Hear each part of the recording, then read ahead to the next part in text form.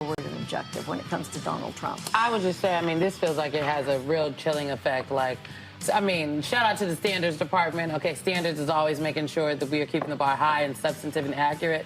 But what George Stephanopoulos said in that interview, I mean, it seems to hold up with what the judge said after the fact. And now his news organization and himself, George Stephanopoulos himself, is paying $1 million of his own money to the lawyers, and ABC $15 million. It's insane.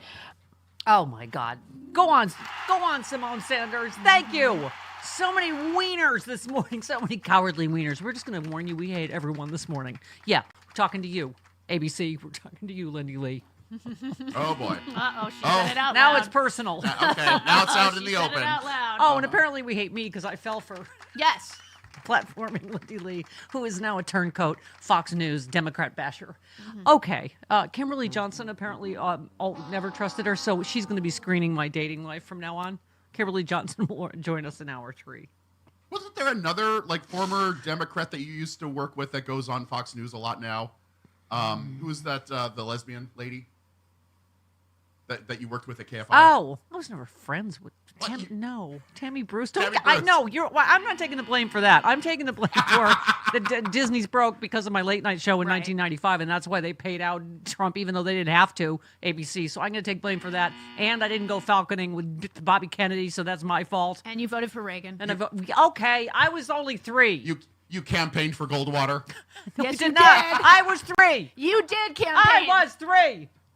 You appeared at the Republican National Convention. You were there. Yes. No, I was not. I was too ugly. They left me at home. I thought your No. dad held you up like Oh, Mufasa. God, no. Oh, no. No? Oh, God, no. I was too ugly. They left me home. Me and my brother were home.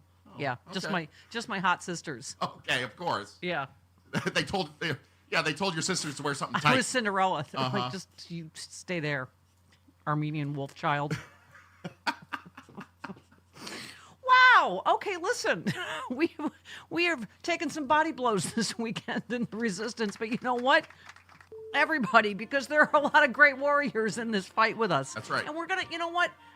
This is what we say every day, right? Cowardice is contagious, and so is courage. Yep. And I'm sorry, as you just said before the show, when Joyce Vance was saying, they would have won this lawsuit. They would have.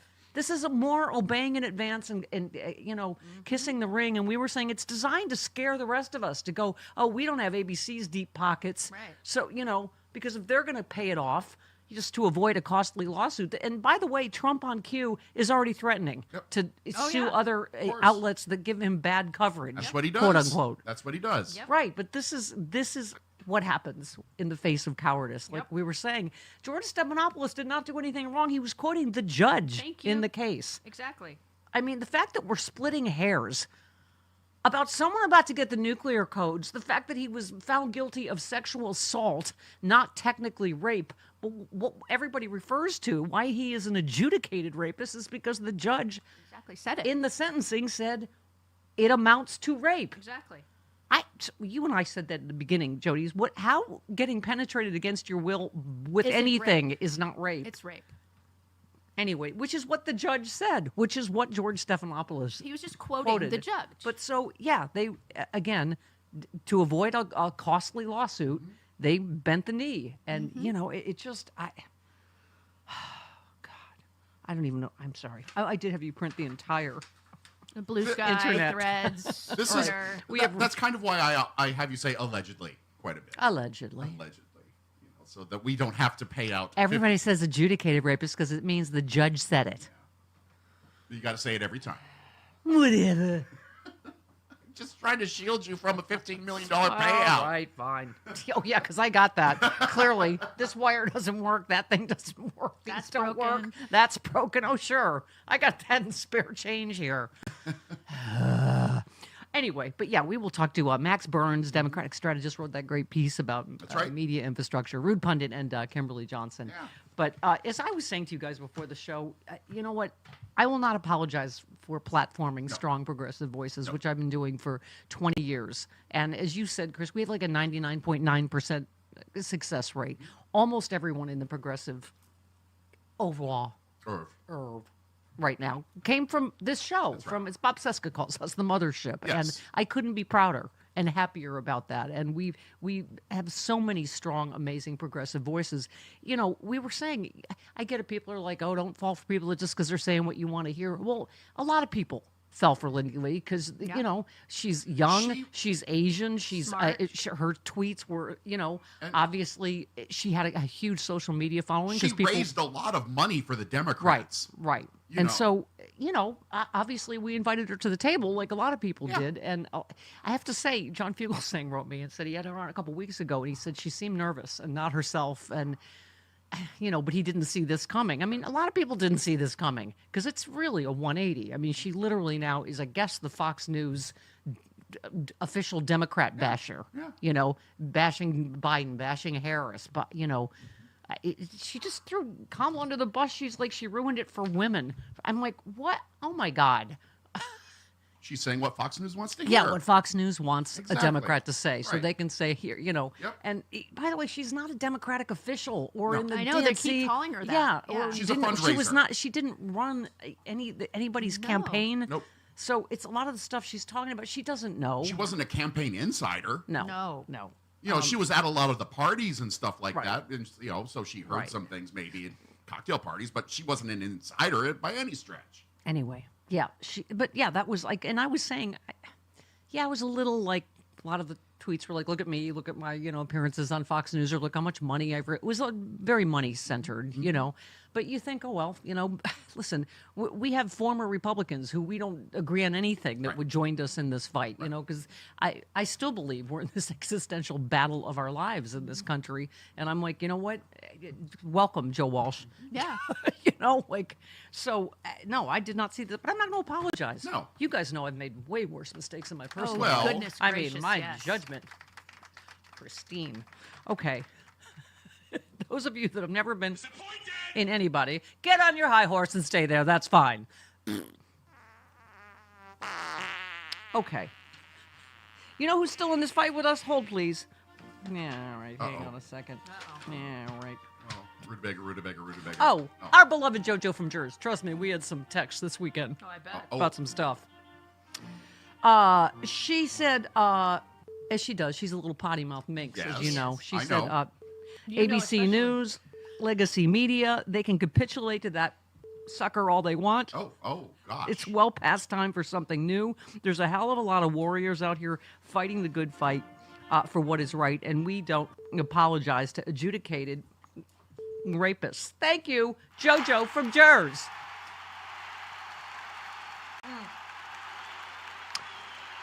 T-Pain, our friend, said the first media outlet that fearlessly stands up to Trump will garner a massive audience and make a tidy profit as well. Well, I gotta say, if early evidence, all the Morning Joe viewers are here, so you know what? And we're not calculating like that. We've always been, you know, we've been fervently Trump, haven't we, from the get? So you know what? It's just, I think people really are looking to people with platforms. This is why Mark Elias, I think, is such a hero. Because we live in the United he's States. He's modeling courage, and he's saying, Yep. "Do you know?" Say it again. We live in the United States of Mark Elias. Yes, We we do. do. Yes, We we do. do. Yes, we do. Don't we know someone that knows him that can tell him how much I adore him? Just to the not to the degree that it freaks him out. Don't climb onto him like a koala. You'll will, you know. scare him. You know she will. I know. I'm not going to leave his head for 4 years. I'm just saying, people need leadership more than ever now. They don't want sand, Chris. We need serious people. These are serious times. We need. People want leadership, Mr. Not President. Sam. In the absence of genuine leadership, they'll listen to anyone who steps up to the microphone. They want leadership. They're so thirsty for it, they'll crawl through the desert toward a mirage, and when they discover there's no water, they'll drink the sand. People don't drink the sand because they're thirsty. They drink the sand because they don't know the difference. Darn it. Thank you. Yes. Deacon Blues posts, make it make sense. Number 1, seniors voted to cut Social Security. 2, men voted against women they say they love. 3, immigrants voted to be deported. 4, the poor voted for tax cuts for the rich. 5, the police voted for a felon. All of the above. I know this happens to some degree all the time, people voting against their self-interest, but man, not to this degree, I don't think. I mean, someone was posting about the, where is it? This is the problem with printing the entire Yeah, internet. what It's difficult, isn't it? It gets confusing, doesn't it? It certainly does, Jody. Thank God there's not somebody that has to print all this. Oh, sorry. No, just about the Gaza issue. It's just, you know, and sometimes I'm too heartbroken to, I told you so, you know, but it's just talking about like the latest, whoever, Mike Huckabee saying, you know, there's no such thing as a Palestinian, and Pete, I kill all the Muslims, Hegseth. It's just, man, as we keep saying, it is the fastest, you know, find out in the around paradigm I've ever seen. How about this? 2 months ago, he said he didn't know what Project 2025 was. Donald Trump changed his tune on Project 2025. It's very conservative and very good. The thing that he knew nothing about and wanted nothing to do with. You remember a month ago? And you believe that, remember? You believe that? Oh, how about this? Hey, egg price people! Talking to you. ACS tweets, Trump wants to give the 5 largest grocery companies in America $1.7 billion by lowering the corporate tax rate to 1.5%. This coming after they made a record $29 billion in profits while millions suffered the high prices. You morons were played again. As a moron that just got played by Lindy Lee, let me just say I have sympathy for you. But, oh my God, it's not going to trickle down. They're not going to pass the savings on to you. They're going to be greedy corporate price gouging. Like, who was it? Let me think. Who talked about that? Who was it? Oh, I know. It was Kamala Harris. Talked about a plan to... Not thank you for price gouging. Here's some more money for you. Okay, I feel like you guys are looking at me in some level of alarm or... Yes, always. Thank you, Mehdi Hassan. He said, this is why the entire narrative about Dems losing touch with the working class, while Trump apparently showed that he cares for them, is so infuriating. Biden tried to give extra pay to 4 million workers. A Trump-appointed conservative judge just blocked him with no blowback from Trump. And, of course, the media, too scared, cowed into submission to, you know, to talk about it, which is how we got here in the first place. It's just such a vicious circle as to how we got here. How do you think... I'm telling you, in the history of this time is written, and more people, even conservative writers, are saying it, is Biden has the best record in history, practically. Yes. On the all of our enemies are weakened, foreign policy, domestically, economically, and that was really the key, is that his approval rating, you know, somebody was talking over the weekend about the internals, especially after the debate, that he was going to get killed in a landslide, you know, and so that's why a lot of what happened, you know, but you're like, how would he not have a low approval rating when it was a solid, I don't know how many years of Biden old, economy bad, Biden old, economy bad, Biden old, economy bad. And then they're like, oh, look at his approval rating. What's going on? You know? And anyway, you know, and then Kamala Harris had a, you know, shorter runway than a drone has. See how I brought that into it? Yeah, you did. Huh, drone. Okay. I see. You said this is like the shark attack summer. This drone, It because is. It because totally we're a is. nation of conspiracy theory idiots now. Exactly. Yes. Trump's like, we gotta shut them down. Shut them? We need to shut them down. Yeah, here's a preview of what his president's gonna be like. What is that? Huh? Shoot it. Right? Yes. What is it? Chris Murphy, whoever was on House Intelligence, is like, foreign enemies are not going to fly drones over New Jersey so we can shoot them down and, they're get all not their... going to be lit. No. Yes, going, look at me. Right. Right. Yeah, that would be called a Lindy Lee drone. Okay. Hey. I hate everyone. It's not like she anyone's... has your phone number, right? Yeah. You're in her phone. She's in your phone. You know she has your phone number. Listen, I've been hoodwinked. block her I've been number, but- hoodwinked by a lot of ladies, and it never hurts any less. And a gay dude. And a gay dude. Yeah, that too. Okay. Wow. Yes. Now that I'm thinking about my judgment. Okay. Yep. 20 minutes.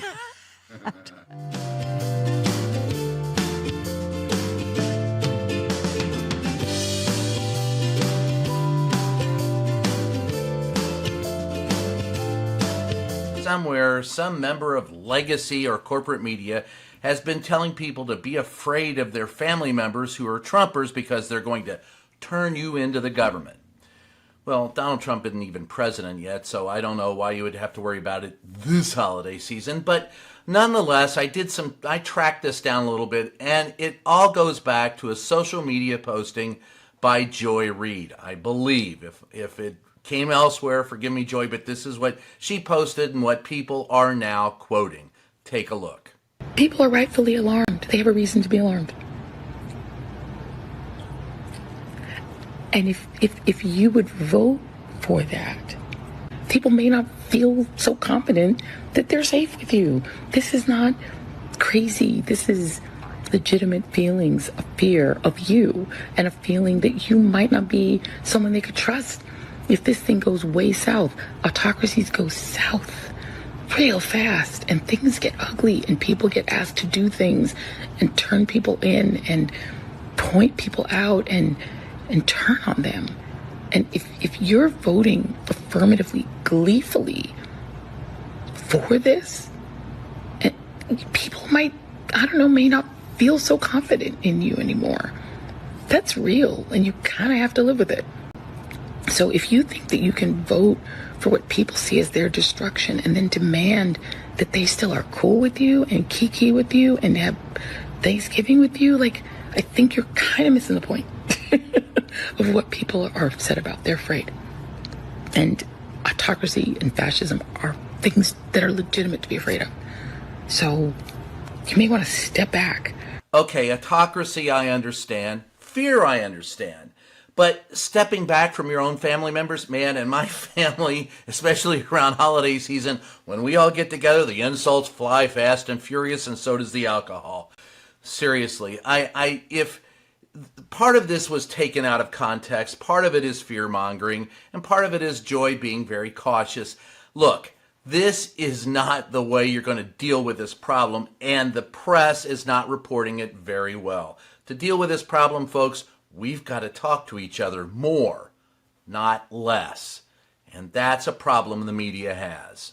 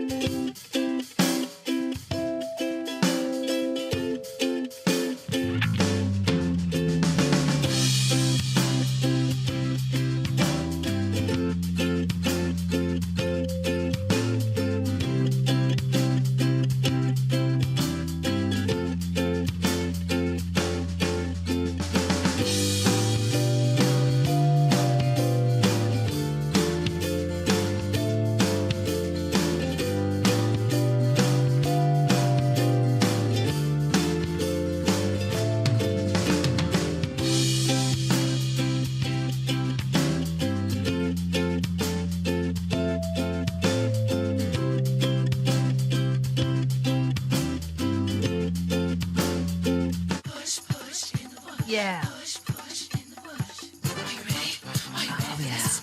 Oh, yeah. Yeah. Yeah. Wow, she's in a mood. Oh my God. I was too needy When even for when the Bonnie person last sang night. Push, push in the bush. That's what got her going. You were I was too needy even for Bonnie last night. I was like Pepe Le Pewing on her all night. I don't know why I couldn't sleep, and I was like, She's like, get off me. Okay, you know who's still in this fight with us, Chris? Lincoln Project. Okay.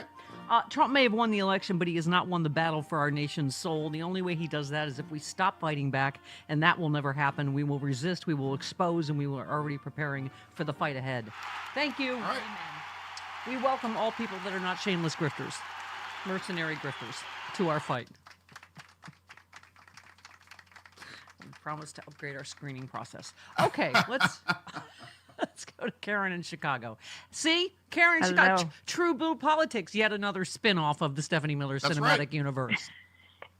That's right. Yes, and we just recorded with Frangela last week for our holiday. Fantastic. I'll do the show. amazing. I'll do the show. Will you? Sure. Oh my gosh, Stephanie, I will email you. Oh my Okay, God, all I right. just got chills. Okay. Thank you. I'm doing so- John Fugelsang's end of the year show. We're all helping each other. We're all liberal helpers, aren't we? Because we have to resist it, and part of resistance is noncompliance, and our Democratic leaders need to hear from us. When they do an act of noncompliance and nonconformity, we have to let them know that we appreciate it. When they bend the knee at all, we have got to call them and put pressure on them and say, we're not going to need you. Yeah, because them if going, you're not in the fight with whether them, it's Ro Khanna or whoever going, oh, we can work with Doge. They don't want to cut the things you want to cut. He's like, oh, well, we get, with the defense, we could cut. They're not going to cut defense. They're going to cut your grandmother's Social Security and Medicare. Like, pay attention. They're not going to, if you're like, oh, yes, we could save money. They're not going to try to save money anywhere you want to. Your values don't align. 29 minutes after the hour, Rude Pundit next.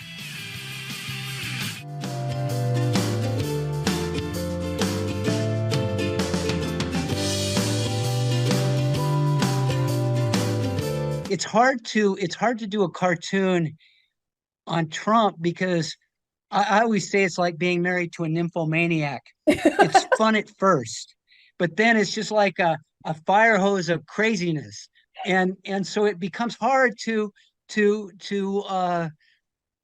cartoons on it a lot. I mean, I'm trying my very best, but it's weird. That escalated quickly, and that's, as you know, if you've read my tweets, which you have, I'm not offended. It was very funny. Scott Jennings was telling us the biggest scandal in the United States was, wait for it, Joe Biden's health. No, really. Watch. This is the biggest scandal in America, and the level and volume of people who dedicated themselves to lying to everyone at home about this man's condition for 4 straight years up through this summer is breathtaking. It's a scandal of epic proportions, and it's a fair question to ask: who is running the country? Who has been running the country?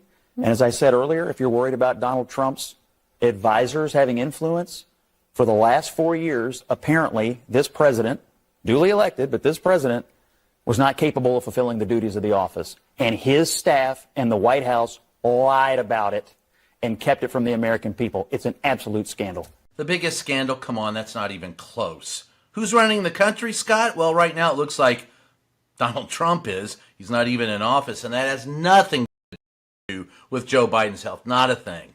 But who is running the country right now? Actually, it's Joe Biden.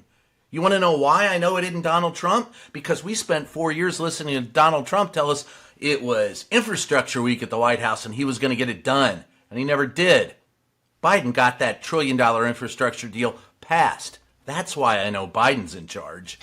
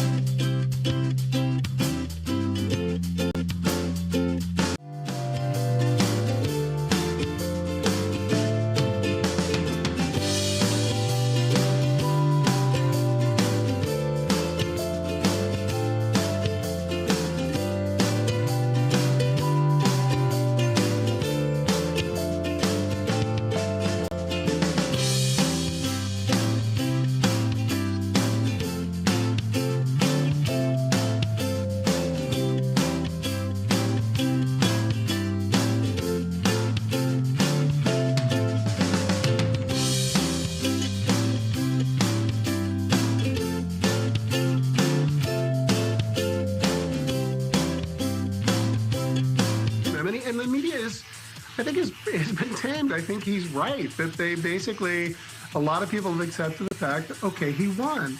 There was a little bit of sort of a passive aggressive thing that he said at the end that, like, I hope they don't turn on me again or we'll have to take them on again.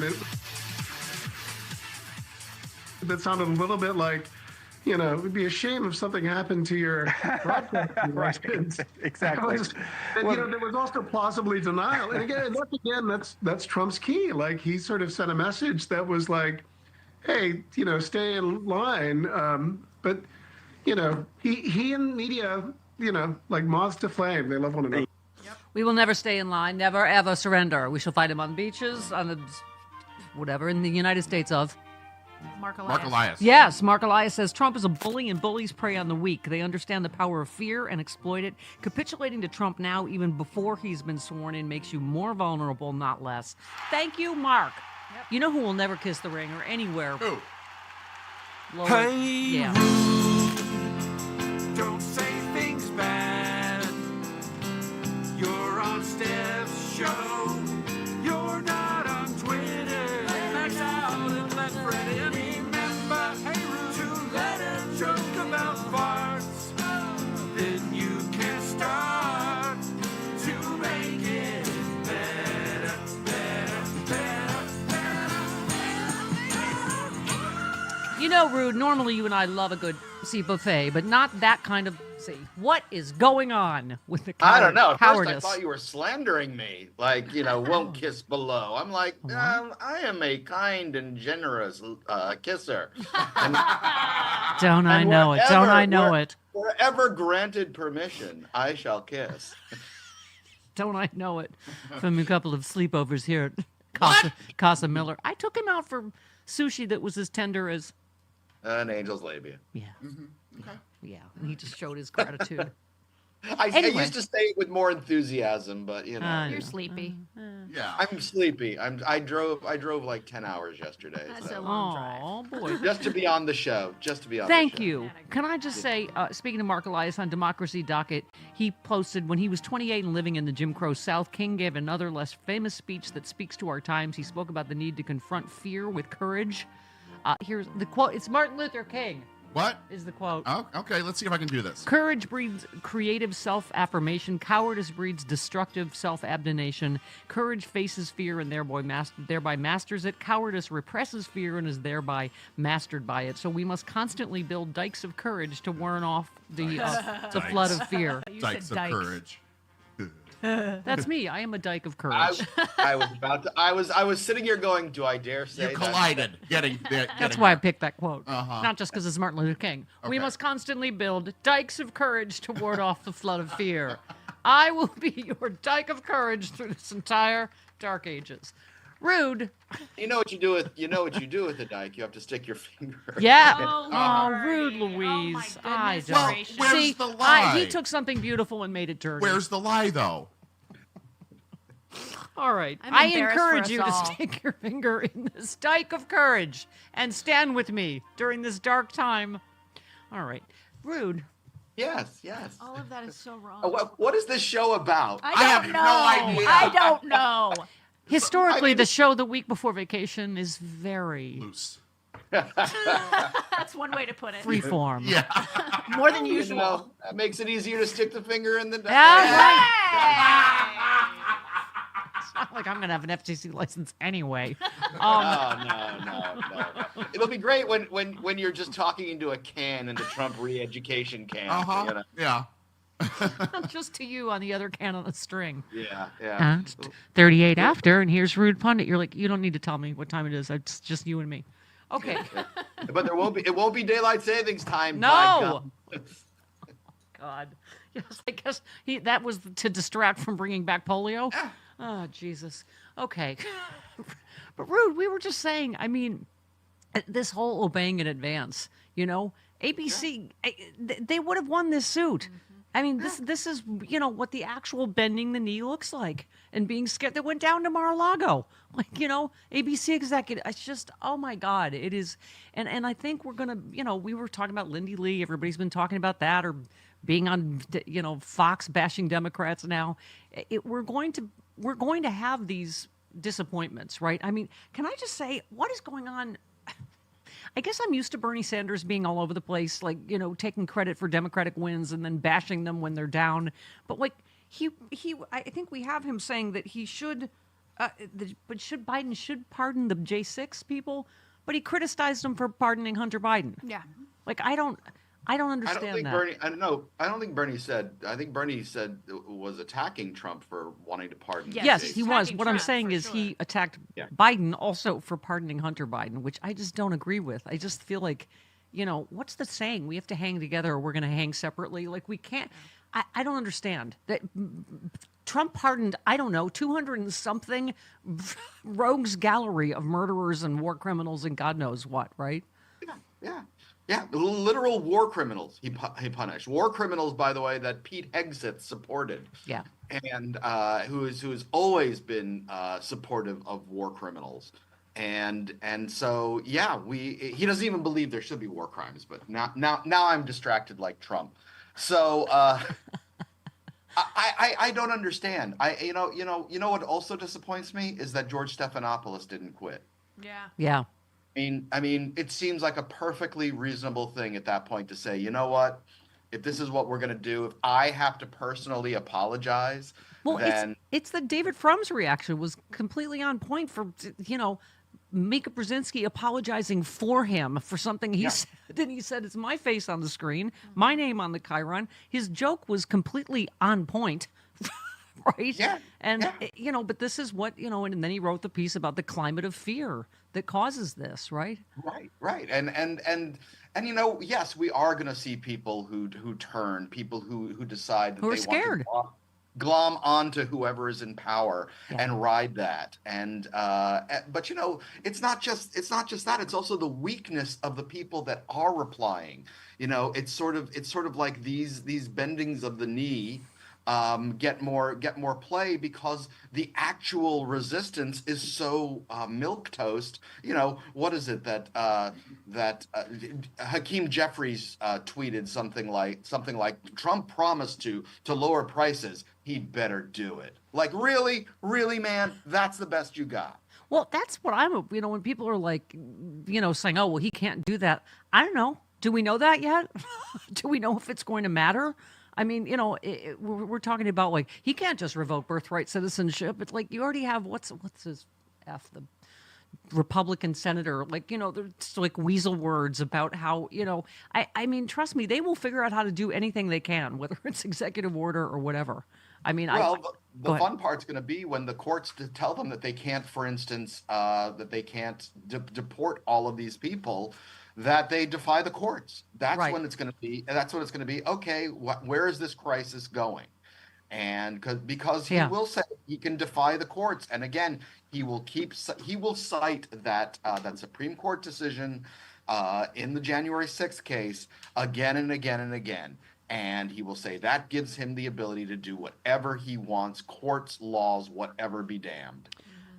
Yeah, hang on. I was trying to find, because obviously I have a silver lining stack now, because you know how I am. I like my happy, clappy. You gotta see some. But we were talking about, again, seems like Chris Wray was also bending the knee, obeying in advance, rather than fighting it. But so it was Sarah Isgur who on Threads everybody was talking about. She said, fact, Director Wray's resignation effective January 21st prevents Trump from naming Kash Patel as acting FBI director. Under the Vacancies Reform Act, Trump has to pick someone who is either Senate confirmed or has been at the senior pay level at the agency for 90 days before the vacancy occurred. So if the vacancy occurs before Trump has been in office for 90 days, he can't pick Patel. I hope so, but are any of the normal rules going to apply? Like, will he respect any rule or law?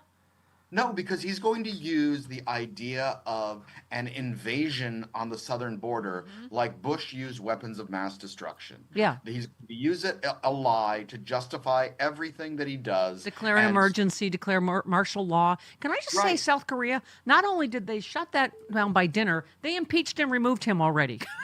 Yeah. Well, at least that's how it's done. Process was you're impeached, you're out. Yeah. It wasn't. And now let's hold a trial. Yeah. Now Mitch McConnell, polio survivor, warning of the dangers of Donald Trump and polio. Yeah. Oh my God. It's like, dude, Mitch McConnell is the guy in the hot dog costume going, we're all just trying to find out who crashed the hot dog mobile. That's from I Think You Should Leave, the Tim Robbins. So many great, posts about this, Rude, but it really is the ridiculousness of where we find ourselves. Jeff Tiedrich said, imagine a country so furious about drag performers that it voted for polio. I mean, Bob Seska said the polio vaccine will be replaced with Brondo because we are literally in the idiocracy as much as we ever could have imagined, right? Yeah, and it's like what's worse than whatever you think a vaccine can do, it's polio. Yeah. It's like if you are actually sitting there saying and Trump in his Meet the Press interview a week ago, Kristen Welker asked him specifically, and he was like, well, polio vaccine, that was very successful. You'd have to work pretty hard to convince me. And I'm like, no, that's not the answer. The answer is I will never. He told you on the camp, I'm going to let Bobby go crazy with the medicines. And so now the guy that advises Bobby is saying, let's revoke the polio vaccine. I mean, it was ridiculous. Welker kept trying to say to him about autism, the connection about how it was one study that was discredited and revoked, and he was like, well, it used to be only 1 in a million people had autism, and now it's 1 in 100. And she just keeps trying. First of all, it's far off, but it's also she's saying, because we can diagnose it better. Medicine advances. People don't even know when you see pictures of braces. It's leg braces. It's because it makes you end up in a wheelchair or dead. Measles or in an aren't iron lung. Yeah, because you can't breathe on your own. Mumps makes you deaf. It's like we forget the horrors of these diseases. Measles will do yes, because they've been gone for so long. I mean, Dr. Mary Brandt tweeted, I've seen a child with tetanus. I've treated near fatal infections after chickenpox. I pronounced children dead from COVID whose parents refused to have them vaccinated. We have lost our minds, and we're about to lose so many of our precious children. I mean, and yet. I can't wait for the unfairness of keeping smallpox jailed. Yeah. Free the smallpox, all creatures. I pardon smallpox. Yeah, Mia Farrow said, I had polio when I was 9. I was taken from my parents, placed in a hospital for contagious diseases, the polio ward. I would see them once a week through the glass window at the end of my ward. I couldn't walk. It was terrifying. Kids died. Iron lungs were awful. Don't let RFK Jr. ban the vaccine. This waking nightmare just never ends, does it? You just think, wait, what did I just read? Yeah.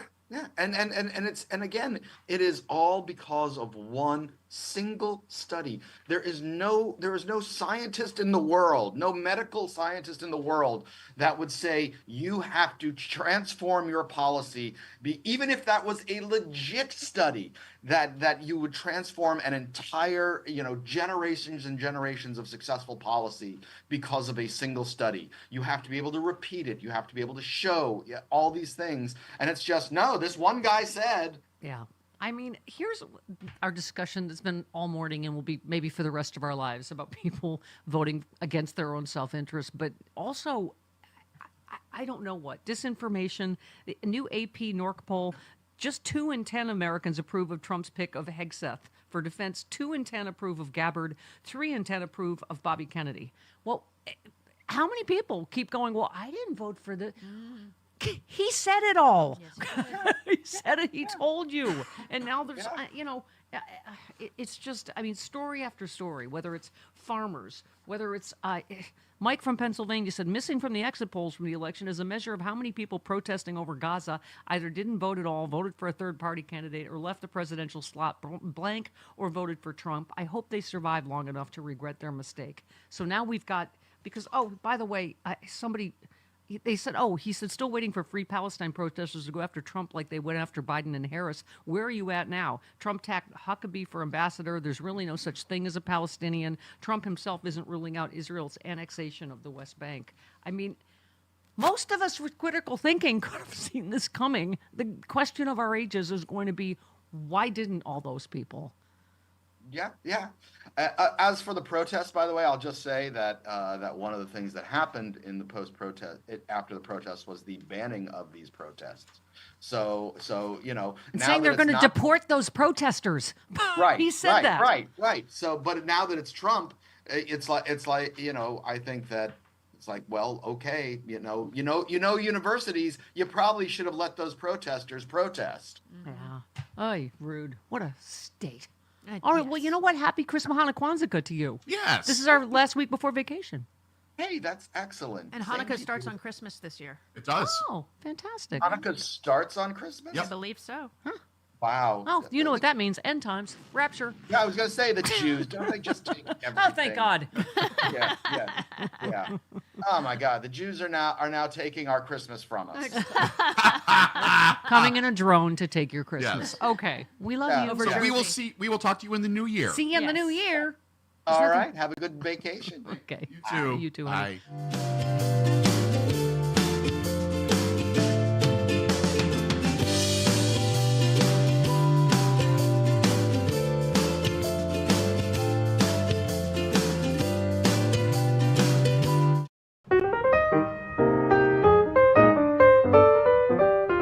And eventually you have the racist KKK fighting the fascist Antifa in the streets of Charlottesville. Both sides. Boy, I'll tell you, the media sure gets one thing right. The extreme right wing and the extreme left wing in this country have both totally gone off the rails. America is being destroyed by people on both sides thinking that the other side is destroying the world. So many insane ideas on the left and the right, and I'm sorry, but real Americans have had it. We only hear about what the far right wants and the far left wants, but what about the majority, huh? My take is that we should condemn violence and extremism on both sides.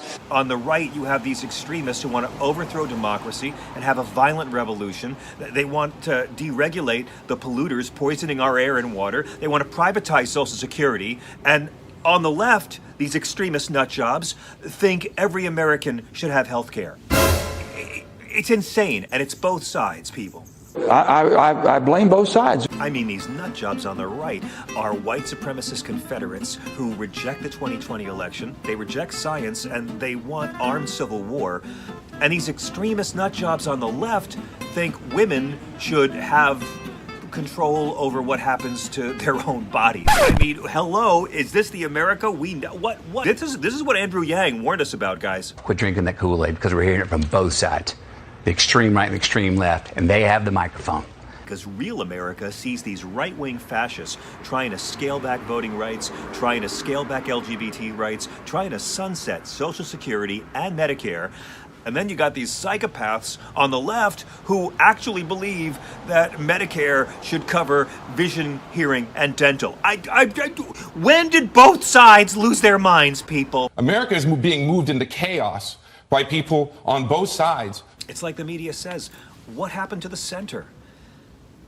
Actually, the media moved the center over here to the right, but what happened to it now that it's over here?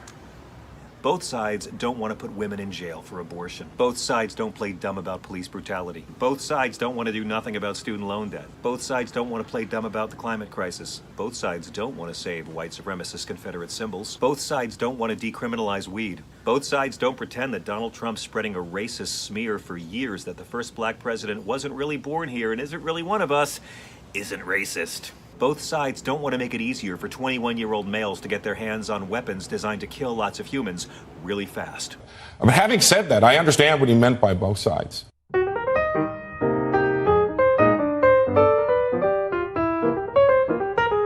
Thanks for watching. Please subscribe for more. Give us a like, give us a good review, and subscribe to the John Fugelsang podcast, too.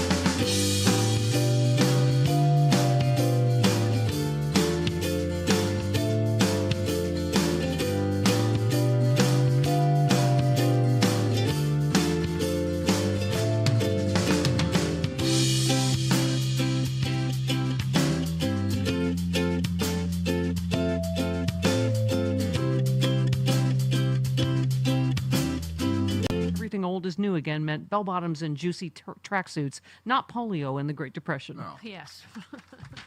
I'm nostalgic for certain things too, but not iron lungs. For juicy tracksuits? Yeah, remember those? I do. Are you going to wear them again? No, I never wore those. Okay. Let's go to fun Dutch hats. Kevin in Indiana. Hello, Kevin. Hey, Stephanie, Jody, Chris.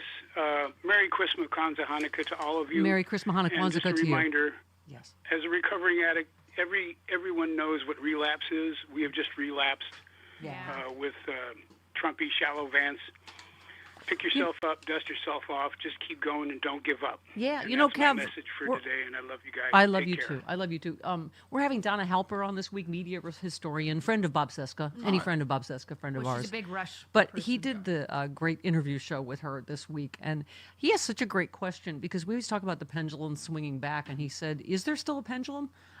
And we'll find out Donna's whole answer on that because it does feel to a lot of us that we're just in really uncharted territory here in America. I mean, the pendulum always does swing back, but have we broken the pendulum? Is there a pendulum? Is the clock broken? Right. Max Burns wrote the great Democratic strategist, wrote the great piece we talked about media infrastructure last week. So we are going to talk to him. We're going to fix this. We're going to have America all fixed by the end of by 9 o'clock Eastern. I mean West Coast. Pacific time. Sure. Yeah. Eastern would be noon. Sure. But not daylight soon. Okay. Max Burns next.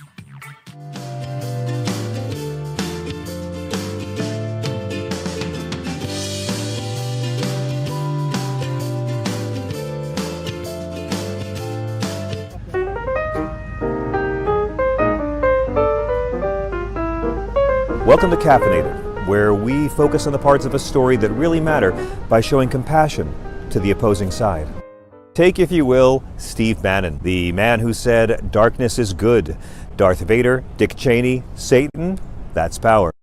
Who published the op-ed "Birth Control Makes Women Unattractive and Crazy," and many other op-eds for Breitbart, most of which read better in the original German. Who warned the media should keep their mouth shut, and that same media can't stop desperately trying to book him on all their shows. You guys, seriously, I'm a little worried about Steve Bannon. Not because he brazenly defied a congressional subpoena about his role in the terrorist attacks on our nation's capital of January 6, 2021, wagging his junk at it, citing executive privilege, even though he'd been fired by the White House back in January 2017 and was working at the time of said attack as a podcaster, and not because he's a white supremacist who published a lot of white supremacist articles and supported the border wall and the Muslim ban and lots of authoritarian dictators, and who actually did say that cities could be washed away in an orgy of de-gentrification. No, I'm worried about Steve Bannon because the man looks like an alcoholic Thom.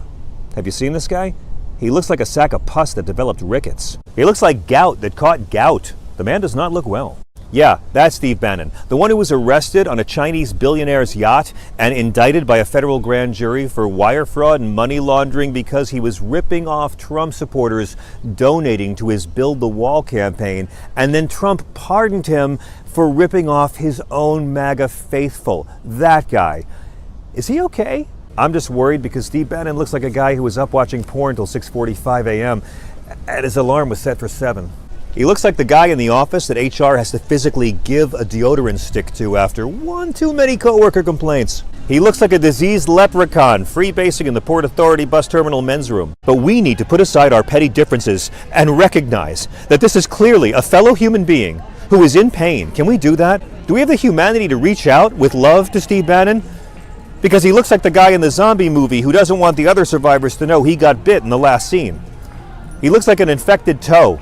He looks like that uncle who comes over and smells of cigarettes and cat piss and always wants you to sit on his lap, but you're 15. I'm just worried about the guy is all I'm saying. And yes, I know his wife alleges he physically abused her and wouldn't let their kids go to school with Jewish children. I know YouTube has taken down his videos because they glorify violence, and Facebook took down his videos for glorifying violence, and Twitter has banned him for glorifying violence. And I know he said that Mussolini was a guy's guy who had amazing fashion sense. He said that. But in fairness, lots of people who aren't fascists praise Mussolini's style. But I am asking you to look into your hearts and find some compassion. Because Steve Bannon looks like a guy whose parole officer makes him knock on every door and introduce himself whenever he moves to a new neighborhood.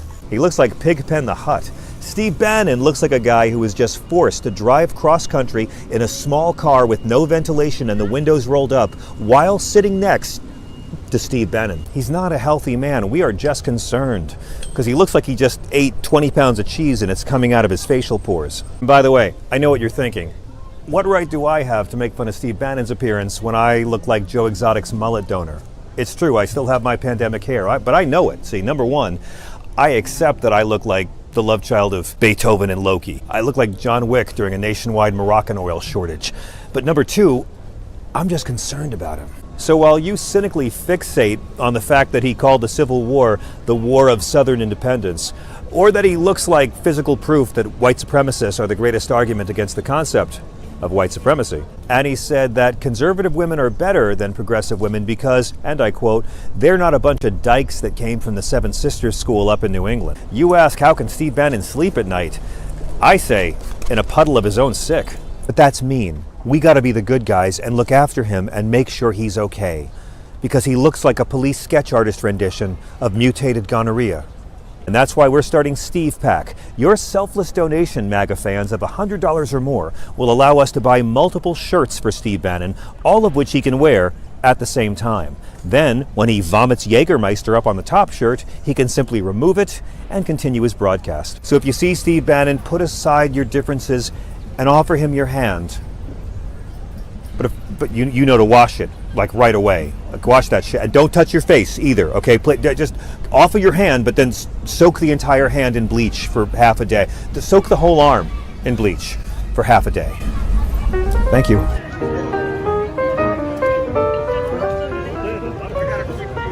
Please like and subscribe. And remember, if Donald Trump pardons Steve Bannon for stealing from white nationalist Trump supporters, maybe we should thank Trump for setting Steve free to continue his fine patriotic work.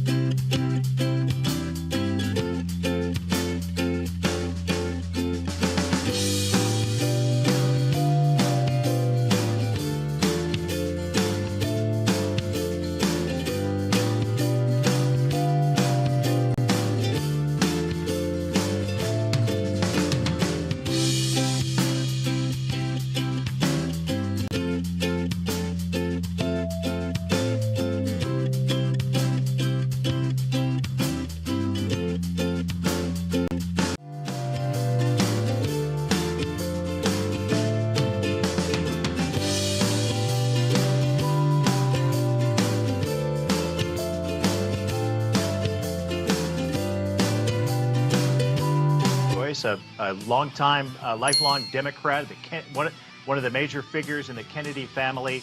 Obviously, he has a lot of views that Donald Trump appreciates and supports. Yeah. But at the end of the day, Donald Trump is the president in the White House, and RFK is going to work for him. And whether it's putting American agriculture first or putting our kids first, this country is ready for a big debate about vaccines and a lot of these issues related to making America healthy again. Yes. Yes, let's open up that Didn't Michelle debate Obama about try to do polio. that? I think Didn't we have the debate? polio, good or bad? You, Jody?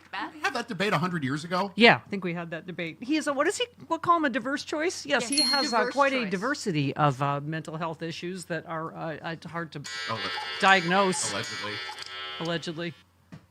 He did have a brain worm. Adam Serwer wins Blue Sky. He said, look, bringing back polio sounds bad, but it's a small price to pay to get rid of pronouns and email signatures and a black woman in Star Wars. Thank you for highlighting the idiocy of our times. Reverend Nene tweets, you may be deciding between insulin and groceries while the CEOs decide between Paris or Barcelona, but at least that one trans girl in your state can't play badminton anymore. Okay. Welcome to the Idiocracy. Drink up. Everybody have their Brondo? All right. This is Max Burns is a Democratic strategist. I read every single word of his piece to Dana Goldberg on We heard. Thursday. And now I'm going to read it to him, though presumably he was there when he wrote it. Good morning, Max Burns. Good morning. Thanks so much for having me and for the kind reading. Not a lot of people get to the end of the article. It's, you know what? It's like Steffi's book club in here because I assume people don't read, and everything you said was so important, Max. I wanted to make sure. But, you know, I've been saying this, and I know it may seem self-serving because I'm in progressive media, but Max, to your point of your piece, it's not just me. It's this whole disinformation, information, what do we call it, ecosystem that we find ourselves in, that it's, you know, how your piece was called Democrats Are Checked Out After Their Drubbing. Here's how they can re-engage. Just summarize for people, because I'm not going to read it to you, but you just made a lot of great points. Talk a little about your thoughts post-election. Well, one of the challenges, and I don't think it's that surprising, is the Democrats feel really emotionally worn out by this. They really thought they had this. It was a tough beat. And as a result, we've seen places like MSNBC, CNN, viewership has fallen by 50% in some cases and is still declining. There are now some tweets that people are making that are getting larger viewerships than the entire primetime MSNBC lineup. Right. And part of this is Democrats have lost faith in this corporate media that they didn't feel well served by during the election. Yeah. And the other side of that is that the conservative media, places like News Nation that are pivoting to the populist right, Fox News, Newsmax, are surging in viewership as Republicans come back in and start to figure out what their talking points are for the Trump administration. So it's a real perfect storm of the actual news is starting to disappear. And what we're getting in place is infotainment propaganda news that riles people up but doesn't inform them at all. Yeah. Yeah, that is pure disinformation. And as we were saying, it's not like we lost on any actual, we lost on a solid wall of lies, Max, is what I always say. You know, were people really sending their kids to school and they were coming back a different sex, or Haitians were eating your pets, it would be a different story. But, you know, I think it's also that it seems like the mainstream media gets led by the nose by this right-wing ecosphere. Like their point of view becomes a right-wing talking point, right? The way they frame things, in my opinion. What do you think? It really does. And the fact that they're so effective at this is because they've invested heavily. I mean, Republicans are still really conscious of 2008 and 2012 when Barack Obama really took over social media and Democrats had a huge advantage. They've been building that platform for over a decade now. I mean, there's a reason that the largest YouTube channels out there are all conservative propaganda networks like the Daily Wire, like Newsmax. And Democrats really invested no resources in that same thing. Max, you can't find a Democratic voice that's financed as well as any of those people. Are you speaking my language? This is why I think I may have had a couple of orgasms reading your piece and also just shouting like I was in church. It was a whole thing. But one of the things you mentioned in your piece is like, Chris, this is like Niagara Falls, right, to us. Air America. That's right. Yeah! That's Slowly I turned because it ends up in every piece about why, you know, liberal radio, quote unquote, Max, doesn't work. And, you know, I would take issue as someone that's been doing this successfully for 20 years, as has Randy Rhodes and Thom Hartmann and Ed Schultz till he passed. We were just talking about, as radio people, Air America just had a horrible business plan. They spent, millions and millions of dollars in an infrastructure that could not support it at that time. Like the famous story is, Al Franken's producer got paid $750,000. So, and a lot of the great talent went on to do great things. Al Franken, great senator, Rachel Maddow, great TV person, but nobody that was running that had ever done radio before. Right. So again, the people that were great radio pros are still doing it, including me. I was never Air America. Ed Schultz and I were Jones Radio Network. But anyway, your point is well taken. You just said if Democrats want to persuade investors to back left of center media networks, they'll first need to show their own support by financing those operations internally. That means redirecting the flood of DNC cash currently feeding the Beltway consultant class and making real investments in media talent. And you say a strong bench of lefty influencers would do wonders for Democrats' ability to set the media agenda. I mean, Max, that's been my whole mission in life. Over 20 years, we have supported and showcased and spun off so many amazing progressive talent, media talent. But you're absolutely right. We get virtually no financial support. So I hope this cycle wakes people up. What do you think? Yeah, I mean, this is so emblematic of what we missed, is that Republicans got together their mega donors in the wake of Obama and said, we need you to help us fund this media. It's going to run at a loss for a while until it builds up, but we need this institutional support. That's how Ben Shapiro got started and now controls the propaganda conversation. And what surprises me is we still haven't learned it. Rob Flaherty, who ran media for Kamala Harris, is in Semaphore today talking about how tough it was that Democrats have, quote, lost the culture. But the Harris campaign didn't invest a dime in progressive media, progressive YouTubers, or any of this infrastructure the way the Trump campaign did. And it bugs me that we talk about this as if we're passive observers when these are the people who had the money to distribute and then didn't do it. Yeah.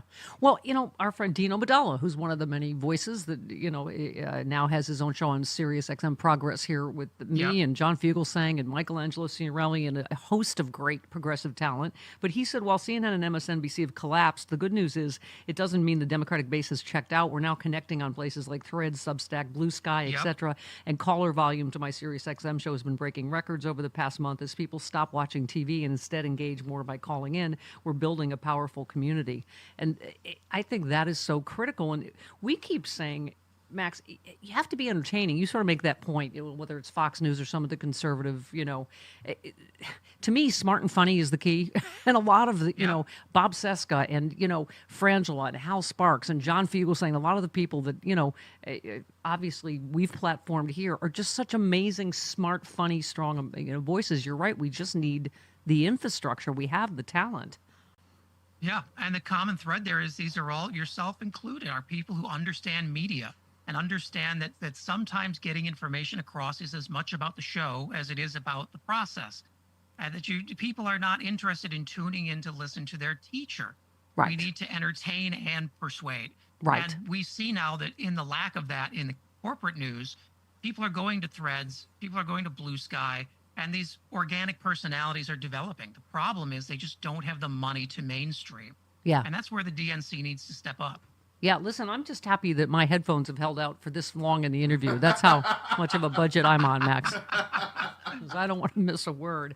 And also, you stop writing great pieces. I'm like Lucy in the Chocolate Factory. I can't keep up. The new one is Republicans plan to redefine U.S. citizenship as authoritarianism 101. I mean, this is how critical all this is in a critical time we're in. As you say, Trump's plan to deport estimated 11 million undocumented immigrants. You say even as economists warn his scheme would raise grocery prices for consumers, hobble American businesses. You say his grim promises not only include ending birthright citizenship and deputizing the military to serve as domestic police, but also a nightmare scenario where American citizens are deported from their home country alongside their undocumented family members. The Constitution and longstanding laws, you write, stand in the way of Trump's most absurd and extreme immigration fantasies, or at least they should. That's the critical sentence. Yeah. America's legal institutions may not be as strong a bulwark against the MAGA movement's xenophobia as institutionalists think, especially when so many Republicans are eager to give Trump anything he wants. I mean, Max, that's the key to this. Everything that we think, every guardrail, every norm, we're like, I don't know. Can we say for sure? Is he going to need crimes or evidence to prosecute people in Trump 2.0? Yeah, I mean, if Donald Trump remembers even half of this when he comes down from the Adderall, we're in trouble because there's not really a structure anymore. I mean, I see all of these well-meaning Senate Democrats saying, well, the courts say you can't deport citizens. Yeah. As if the courts have proven to be the most reliable guardian of our liberties lately. They've essentially given the president complete blanket immunity to try whatever he wants. And if he can get it through, all the better. But Yeah. it doesn't seem like these appointments he's making are people who are especially interested in being quoted the law. They're there to do what Donald Trump wants to do, and they'll do everything they can until the courts say no. And that process will take years. Yeah. I mean, that's the only, sliver of hope is I think like Mark Elias talking about only maybe 75 cases get to the Supreme Court every year. So there's, thank God there's still lots of other judges and courts. But I think you're right. It's anyone's guess as to what, and I think Democrats, to your point of your earlier piece, Max, are playing by a set of rules that don't really exist anymore. They're kind of like, well, he can't do that, or well, this will stop him, or whatever. And I don't think we know what kind of unprecedented territory we're in yet, do we? No, I mean, besides Project 2025, which has seemed to now be the government, 7 people in the administration are nominated who have co-authored major parts of that. So we have a sense of where this is going. And it does seem bizarre to me that the response has essentially been, well, we'll try to meet authoritarianism halfway and we'll put legal challenges up, which is going to work out great for the people who are going to be deported. And the years they will spend outside this country illegally waiting for the courts to hear their decisions. But I've always said you cannot tell the American people something is a crisis if our leaders don't behave as if it's a crisis. Yeah. And right now, the sense from Washington is that this is not that big a deal. And that to me is crazy. Yeah. Well, to your point, I wanted to pick out one other point you made in your piece. You said 65 countries have enacted some form of birthright citizenship. Here's where let's come full circle to the media. Kristen Welker's just like deer in the headlights face when he said that.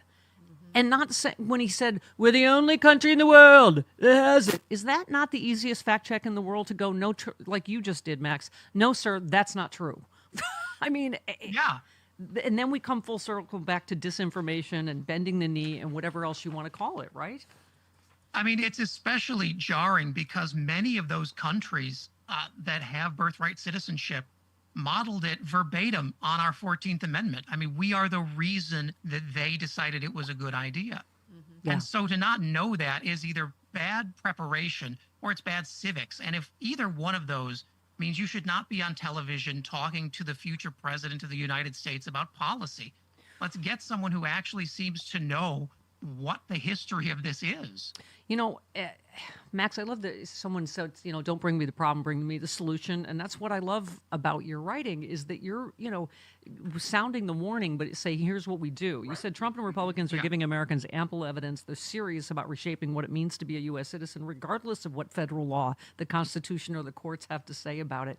I mean, I think this is going to be a time for people that do not bend the knee, whether it's Joe and Mika or ABC or, whoever it is. I think, as I always say, courage is contagious and so is cowardice. And so, you said specifically there are 3 special elections in January that offer Democrats an opportunity to shatter the GOP House majority. If the DNC is serious about throwing the brakes on Trump's extremism, those races must be the priority. Absolutely. But, your point, Max, is get up, brush yourselves off. Yep.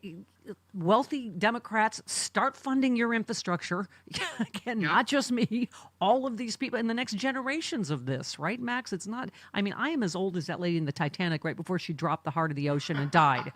But my point is, there's a lot of great progressive talent. We just need the infrastructure that they've had. So thank you for, just your proactive solutions, and I hope you'll come on again. Our SiriusXM team was like, yes. When I read your entire piece, they're like, Max he's on our team. That's right. And I'm like, well, let's get him. Absolutely. I would love to. And thank you so much. It's such a pleasure to finally sound and talk with you. Yeah, you too, Max. I know you by name and, as a writer, and it's so great to have you on. Because, by the way, some writers suck on the air, but you were fantastic. Yeah. To your point about media infrastructure. No sucky I'd like to know explicitly who. Never tell. Love you, Max. Thanks, Max. Happy holidays. All right, Bye. there it goes. 21 minutes after the hour. This portion.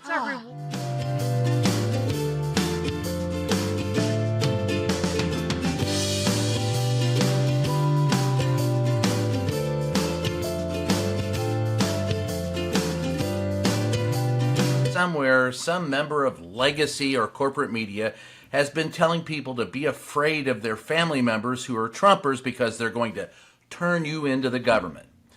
Well, Donald Trump isn't even president yet, so I don't know why you would have to worry about it this holiday season. But nonetheless, I tracked this down a little bit, and it all goes back to a social media posting by Joy Reid. I believe, if it came elsewhere, forgive me, Joy, but this is what she posted and what people are now quoting. Take a look. People are rightfully alarmed. They have a reason to be alarmed. And if you would vote for that, people may not feel so confident that they're safe with you. This is not crazy. This is legitimate feelings of fear of you and a feeling that you might not be someone they could trust. If this thing goes way south, autocracies go south real fast and things get ugly and people get asked to do things and turn people in and point people out and turn on them. And if you're voting affirmatively, gleefully for this, and people might, may not feel so confident in you anymore. That's real, and you kind of have to live with it. So if you think that you can vote for what people see as their destruction and then demand that they still are cool with you and kiki with you and have Thanksgiving with you, I think you're kind of missing the point of what people are upset about. They're afraid. And autocracy and fascism are things that are legitimate to be afraid of. So you may want to step back. Okay, autocracy I understand. Fear I understand. But stepping back from your own family members, man, and my family, especially around holiday season, when we all get together, the insults fly fast and furious, and so does the alcohol. Seriously, if part of this was taken out of context, part of it is fear-mongering, and part of it is Joy being very cautious. Look, this is not the way you're going to deal with this problem, and the press is not reporting it very well. To deal with this problem, folks, we've got to talk to each other more, not less. And that's a problem the media has.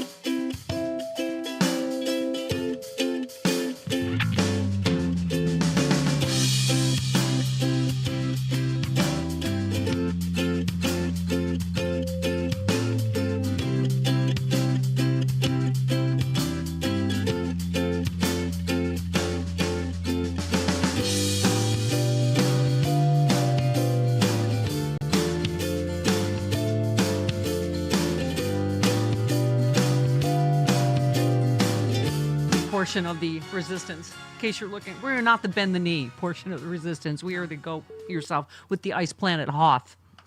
Listen, however you're coping, Or the moon of Jody and Endor. I use our pets as emotional. They're emotional support. Well, they have me well trained. I was talking about whenever they're playing with a stuffed animal or a bone and they drop it, they just look at me and start whining. So I must get out of the bed or the bark lounger or whatever and go get it. Catch it. They just look at me like, You give in to them. Mm-hmm. Yes, she does. Yeah. And then I go You get would it. make a terrible Because now they're parent. like, well, that game's over unless someone does something about it. Okay. It's like Lonnie. He won't take the cats to the vet. I'm like, you would be a terrible father. They're just like, oh, it's on the floor. I can't.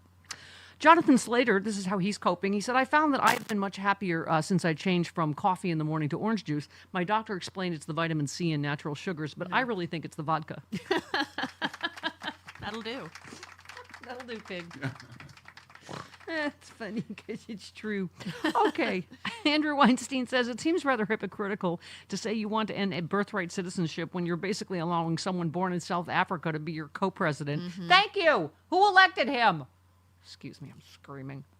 John Fugelsang, I've heard of him. He's good. He said if the cult cared about being lied to, they wouldn't be a cult. I keep saying that. I'm like, don't you get tired of... The guy that said a month ago he had no idea what Project 2025 is like, oh, it's fantastic, conservative thing. Yeah, we hired lots of people. I'm like, he's not even in yet, and he's admitting pretty much already that he's lied about everything, and they don't care. They don't. All right, Kimberly Johnson will join us coming up.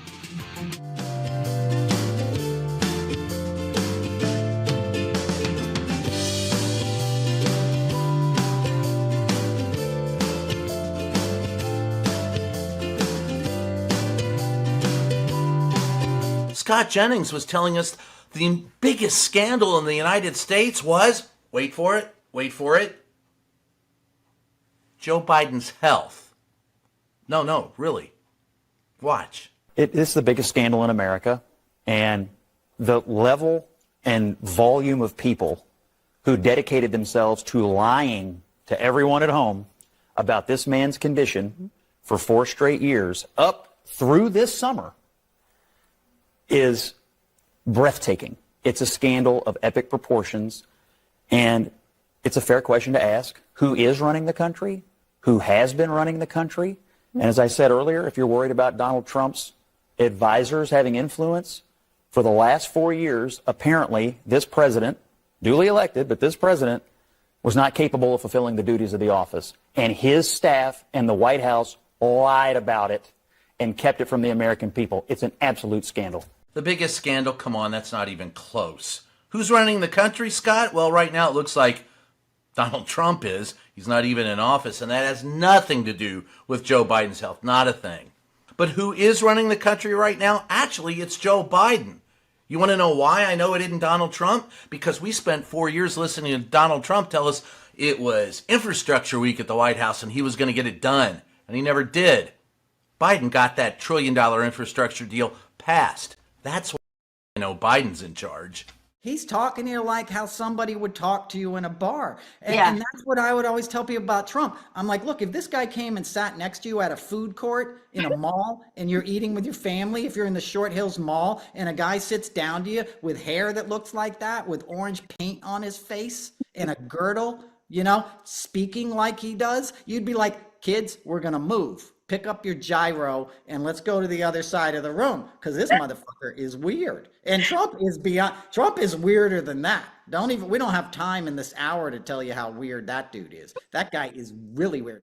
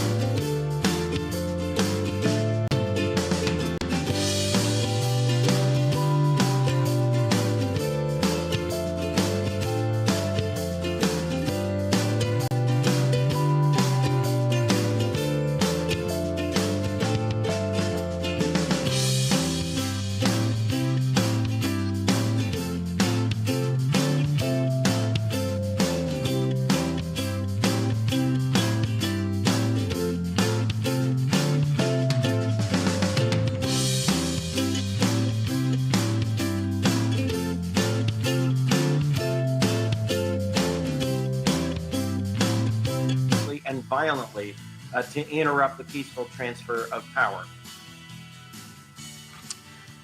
Okay, that would be Senator Chris Coons. Is anyone going to act shocked when he, in fact, pardons the J6 rioters? Because people will be like, wait, what?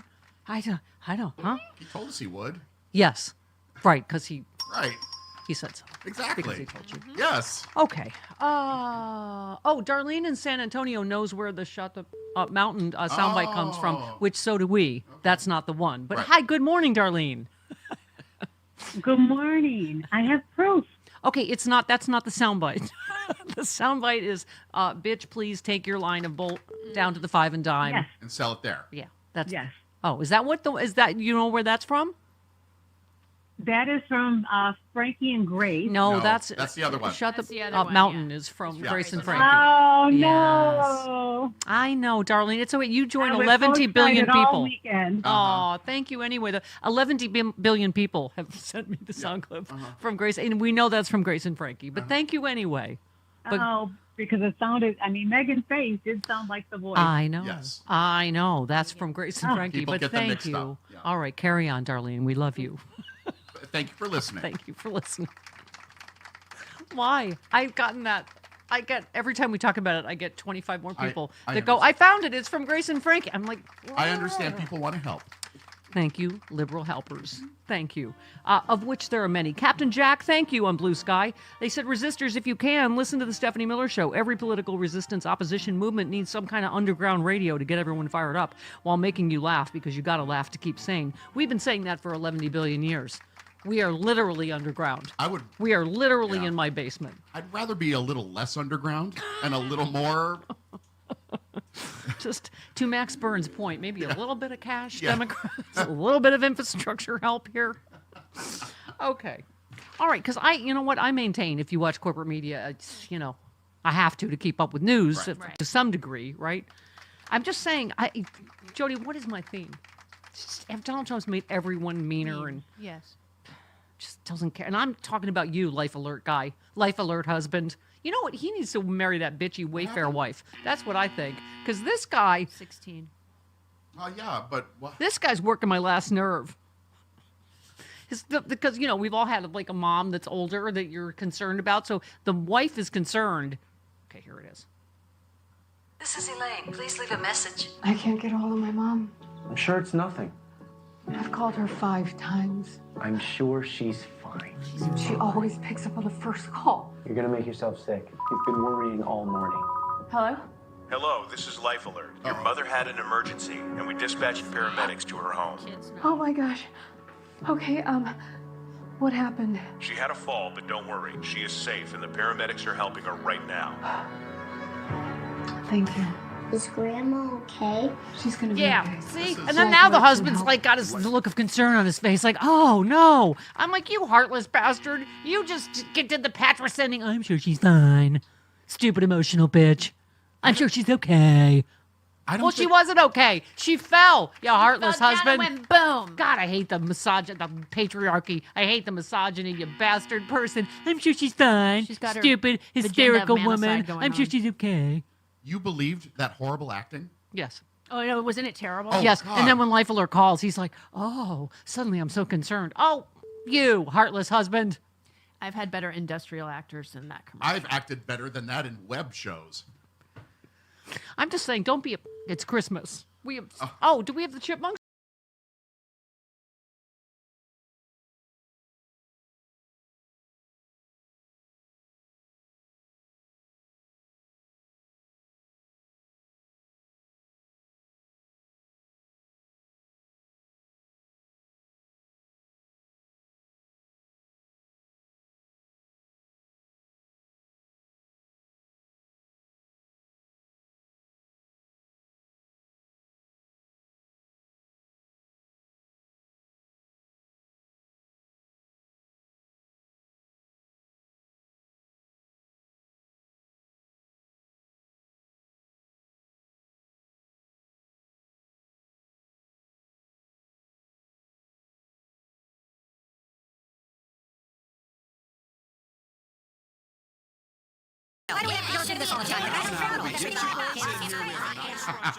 Alvin? Okay. All right, it's my favorite thing every year. It's not Christmas till I do that. Oh, man. Okay. All right. Thank you, Rocky Mountain Mike. Yeah, we look forward to that every Our year. beloved JoJo from Jurors Patriot said, just thinking about all those Trump voters with pre-existing conditions who didn't know the ACA they voted against was the same thing as Obamacare they rely upon while electing an idiot who hired the psycho who's going to make polio, whooping cough, mumps, and measles great again at the same time. Thank you, JoJo. Chris, who said if you're a leader who previously boasted about your pro-democracy positions, you have a greater obligation if you feel obliged to obey Trump. Spare us your justifications and rationalizations. Just say so, stand down, and let someone else with more courage take your spot. Who said that? Lucy Van Pelt. I'm not sure. It was either Snowden Bishop who posted it or he was quoting Mark Elias. Either way, we live in the United States. Well, how can I guess when you don't even know? That's the whole trick of guess the quote. Sometimes there's no right answer. So I could have been right. Could have been Sue right in with Rockville. Lucy. Maybe it was Sue in Rockville. Hi, Sue. Good. Hello. Hello. Good morning. You know the brilliant Timothy Snyder, who's wrote on Yes. tyranny. He cut to the chase, and I'm 100% with him because I grew up with a family who lost 2 children to polio, had a first cousin who had polio and wore very heavy braces and stuff. These guys are not anti-vaxxers. They are kid killers. The Republican Party, in rolling back child labor laws, in trying to undo vaccines, are trying to kill children, just like they're killing women who won't obey them. They're trying to make laws that cause women to die. They don't care. And we have to call them, if we mince our words, if we act like these damn Democrats who don't seem to have any courage left in them, we use wiggle words. They're not anti-vaxxers. They want dead children. The cemeteries are filled prior to 1960 of gravestones of dead children who did not survive past the age of 10, and they want that back. And for us to pretend or in any way say, "Oh well, this is a difference of opinion," this party is evil. Trump is evil. This evil walks among us, and we either have the courage with Mark Elias, Timothy Snyder, Midas Touch, you and your people, and I'm going to write Mark and ask him to please come on your show. Thank you. We have got to stand up because there's no mandate. There was some kind of treachery, I still maintain, but more importantly, all 75 million of us voted for decency. That's right. Voted for democracy. That's right. And we're going to stand and by the together. way, a couple of cowards here and there, we're going to have that. We've had it since the beginning of time. You know, obviously there are people in 1930s Germany that, you know, bent the knee, that were scared. So Sue is right. There are 75 million of us. We can get personally disappointed with some people that, you know, we had either looked up to or we're hoping we're going to have courage. But you know what? That's okay. Disappointment's a theme of my life. Yeah. Oh, please. Exactly. Are you? Are you? Theme of my entire life. Okay. Yes, Will said the polio vaccine doesn't cause autism. You know what it does cause? Not contracting polio. Thank you. Once again, speaking of more of us, Jane Mayer tweeted, beneath the hype, Hegseth is vulnerable. Only 2 in 10 Americans approve of him. I mean, not that Trump cares. I mean, it's just, you know, it reminds me, remember when they said to Dick Cheney, like a huge percentage of, Americans are against the Iraq war? He's like, so. Yeah. I mean, this is where we are. That now people are waking up. It's like, these are all the people he told you he was going to. Where's my. Okay. Pardon me. Yes. By the way, Baby Saver said Trump has 100% walked back most of his major campaign promises, and he didn't even wait until taking office to do it. He is laughing at you, and I don't know what to tell you about that. I guess if you don't care, give me Lincoln Project still in the fight with us. Give me 17. A message for the U.S. Senate. Every action has consequences, and senators who vote for Trump's Project 2025 agenda are about to learn that. Trump's tariff plan is going to hit American families hard, and you'll be to blame. His team wants to end the biggest veterans health care program, and you'll be the ones who said our men and women who served lose their coverage. You'll be the ones who give billionaires like George Soros and Elon Musk huge tax cuts and screw middle-class workers. And don't be fooled. Elon and Trump are asking you to make cuts that hurt your state, your voters, real people.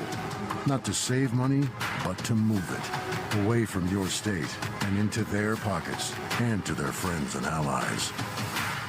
A message for the U.S. Senate. Every action has consequences, and senators who vote for Trump's Project 2025 agenda are about to learn that. Yep. Trump's tariff plan is going to... I think it's repeating. For some Either strange I'm on reason. acid or that's No, I think repeating it itself. repeated, yeah. Does it repeat itself a shouldn't- lot? shouldn't- It seems like it's shouldn't repeating repeat itself. It shouldn't repeat Yeah. itself. Should it repeat itself? I don't think it should. Speaking of the Senate, Gulf Coast guys said, hey there, Mama, since Mitt Romney has retired, maybe it's time to replace the Romney alert system with the Senator Collins concernometer. True. Rocky Mountain Mike, is there a Senator Collins concernometer for relative levels of concern about various atrocities? Christopher, who said he would fight inflation, he said he would seal the border, he said he would bring down crime. All three of those are actually already fixed. He actually, in some ways, is inheriting a situation very adverse to what he said he was going to be fixing because it's already at a place where he needs to be fixed. Linus Van Pelt. No, Peter Baker of the New York Times.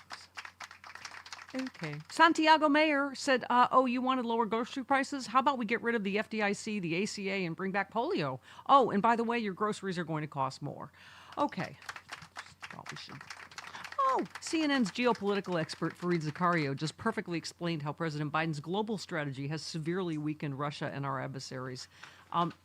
Yeah, this is going to be the worst possible time, as many experts have said, to capitulate to Putin, which you know he's going to do in record time. Like, Putin is historically weakened, and this is where... Why do you think he got involved to the degree he did in the election this time, right? Because everything was at stake for him with getting Trump back in. This is my favorite. I've seen this meme before, but I just love it. Anthony originally posted, it's almost impossible to believe he exists. It's as if we took everything that was bad about America, scraped it up off the floor, wrapped it up in an old hot dog skin, and then taught it to make noises with its face. Yep. Oh. Yep. Yep. Okay.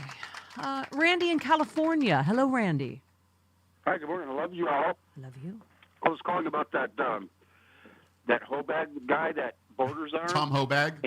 Tom Hobag. I heard him say over the weekend that he was going to have people rat on their neighbors. That should be some major doxing all across the country, some major chaos going on there. By the way, And then, anybody I've ever also- known that's undocumented, you know what I've said to them? If you or your family needs any help at all, let me know. So, you know what? There's going to be people resisting and helping. God, it's just, he's just turned... Yeah, try to love everybody. That's the answer.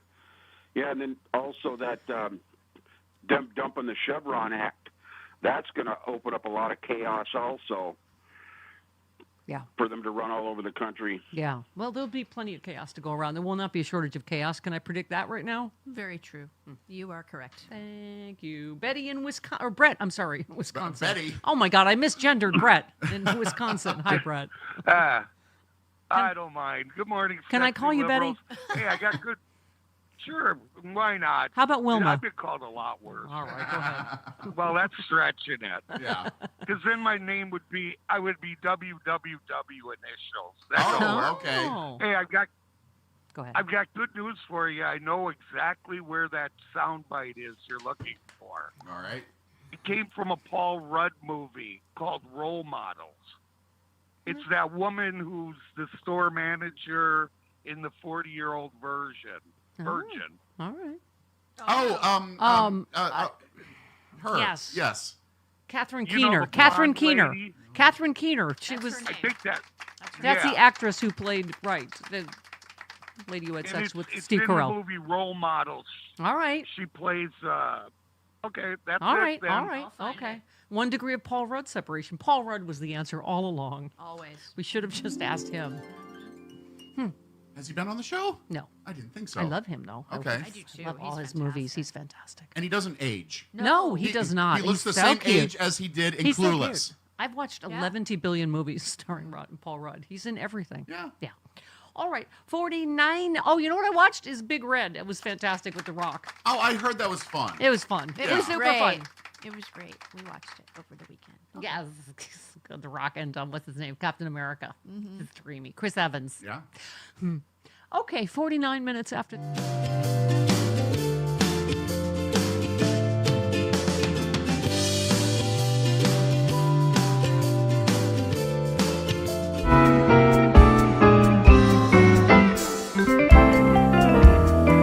Hi, I'm Ben Shapiro. You might remember me from Breitbart, holding my wood outside Home Depot, my 2016 op-ed, I will never vote for Donald Trump and here's why, or my 2020 vote for Donald Trump. What do you want? If you can't beat him, renounce your values and grovel before them.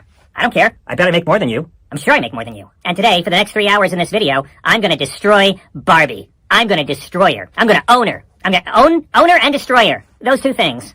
I'm going to show you on the doll where the doll movie triggered me. The basic premise of the whole mise en scène is that Barbie is some kind of liberator figure, and basically that sets up 2 hours of non-stop, incoherent, feminist, liberal, women's studies, globalistic, secular human propaganda vomit disguised as cinema. And it's woke, too. Look, I spend the entire week feeding the grievance complexes of white men. When my weekend comes, I want an escape. I don't want woke Barbie. This Barbie ignores men and looks down on them and mocks them. Like, I mean, and I've known women like this. Most women I've known, socially and in professional settings, have exactly like this. Honestly, I have not been this angry since that couples counselor kept trying to convince me that the female orgasm was real. It's not. You guys know. It's a myth. Like climate change and racism. This movie uses the word patriarchy. A lot. A lot. I mean, use it once, fine. It goes over their heads. They don't know anything. But if you keep using that word, little girls are gonna know what it means. What's wrong with you? Most of the film is spent just smearing America's most vulnerable minority, wealthy white businessmen. Totally offensive. I was so outraged, I threw my booster seat at the screen. There's this transgender Barbie who exists in the film for seemingly no other reason than to tell children that transgenders are people that we should be nice to. Who's putting this in our kids' brains? Like, nobody ever gangs up on the trans Barbie, or calls it names, or says it's mentally ill, or misgenders it to make it cry, which, by the way, is completely legal, and you are allowed to do that anytime. They just accept it's trans like it's a person. Ha! Let's see if Islam lets you get away with that, Barbie. All the men in this movie are portrayed as these pathetic, frustrated vessels of impotent rage because they can't control women. Men are not trying to control women, and that's why we have to stop Greta Gerwig from ever being able to make a movie again. The way men are portrayed in this movie is unforgivable. Look, when my wife's date comes over on a Friday night to make love to her in our marital bed while I sit and watch in a dark corner from my chair, I don't want to see some woke Marxist giving her the pleasure I cannot. You might have seen in my last video, I bought some Barbies and set them on fire on my grill. How do you like that, Mattel? I burned your product, and all you've got is my money I paid you before I burn. In short, this film will make you so proud to be part of the gender that denies them control of their own bodies.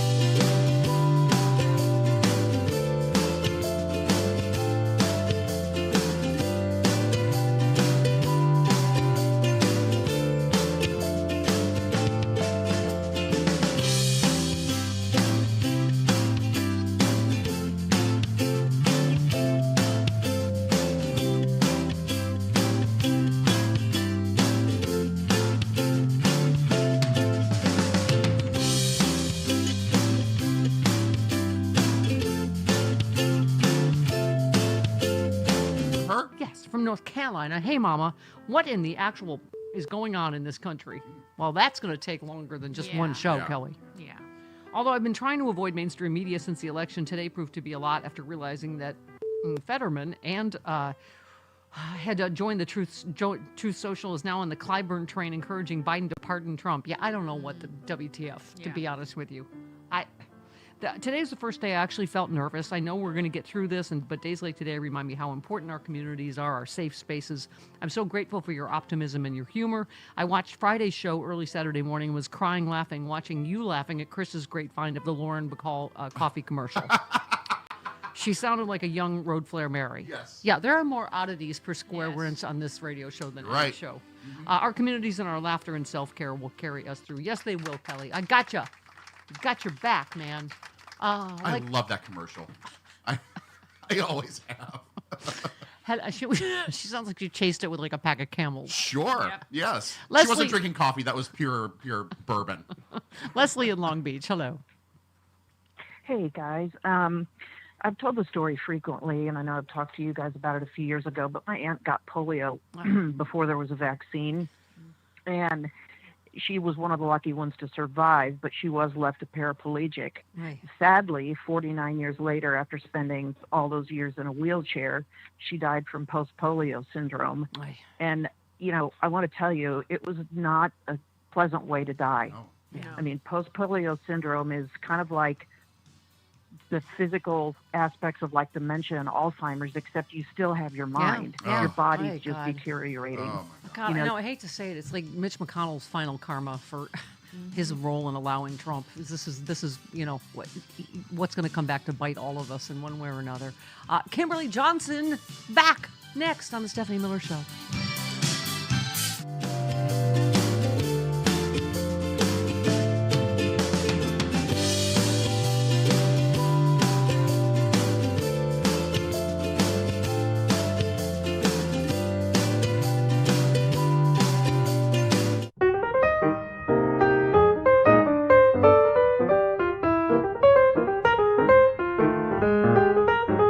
So the U.S. media is talking a lot about secession these days. That's this fall's clickbait. A recent poll from the University of Virginia Center for Politics showed that 52% of Trump voters at least somewhat believe that the red states should secede from the United States. I'm still waiting for certain Trump supporters to secede from the Confederate States. But don't worry, though. No one's actually going to secede from their Social Security or their Medicare or their Medicaid or their pension or even their Obamacare. I know it's shocking, but some Trump supporters haven't actually thought certain shit all the way through. Also, keep this in mind. Donald Trump had 74 million votes. Half of that is roughly 12% of the overall population and dwindling, because the GOP and their media keep telling conservative people not to trust medical safety precautions during a plague. It's almost like they realize they don't need these voters to win elections in certain states anymore. But then a recent YouGov Brightline Watch poll said that 2/3 of Southern Republicans would back secession. Allow me to offer a solution. Right-wing extremists, we're going to offer you your own sovereign territory. Here's how it works. Y'all get a big chunk of Texas, okay? Or you can get chunks of 2 different states. I don't know, you want 2 full states? I love Alabama and Mississippi, but you guys can take those states and we will just bring in DC and Puerto Rico and keep 50 stars on our flag. The free, independent, trickle-down republic of Whitopia. Then all the racists and white supremacists, all the fascists, all the oligarchs, all the Proud Boys and 3%ers and Oath Keepers, rich guys escaping taxation. Middle-class white folks escaping somewhat browner neighborhoods. Industrial polluters escaping anti-pollution laws. All the white women who are dead inside. All kinds of ignorant, mean Americans escaping critical thinking, pandemic safety guidelines, proper English grammar, and portion control. All the men who still can't spell "your" properly. Welcome home. No taxation, no regulation, just like Somalia, but mostly Caucasian. Fly your Confederate flag. Ban abortion. Ban gay marriage. Ban being gay. Close borders. Open carry. All the guns you want. All the drugs you want. All the junk food you want. And no vaccines. Except for the rich people of Whitopia, who will then tell the working people of Whitopia, you don't need those vaccines.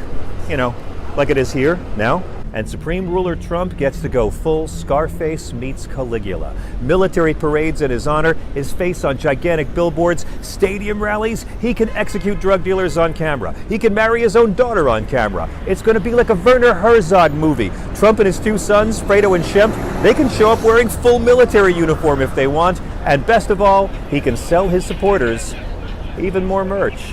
And all the liberals and progressives and moderates and sane Republicans will stay here, and we will work together, and we will fight, and we will compromise to try to help the majority of Americans.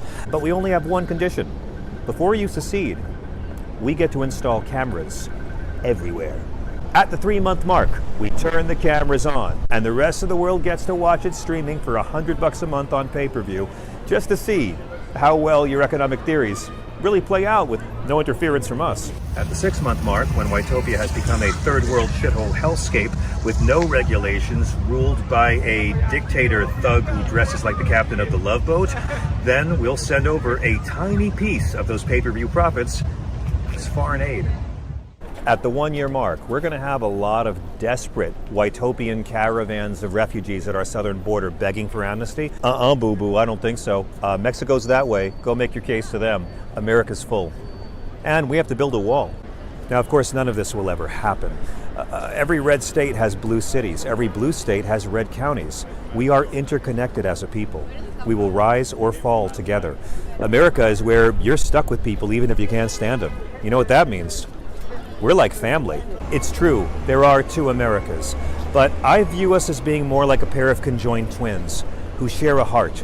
We don't see eye to eye, we're not the same, but we can't be separated because we share the same heart. That's America. Although, in reality, in this scenario, only one of the twins has a brain, and the twin that doesn't have a brain won't stop just beating the crap out of the one that does have a brain. The one that has a brain just has to sit there, I guess, and fucking take it, because that's civility, right? When the brainless twin goes low, we gotta go high, so we just keep getting pummeled in the face by our brainless twin because we share the same heart.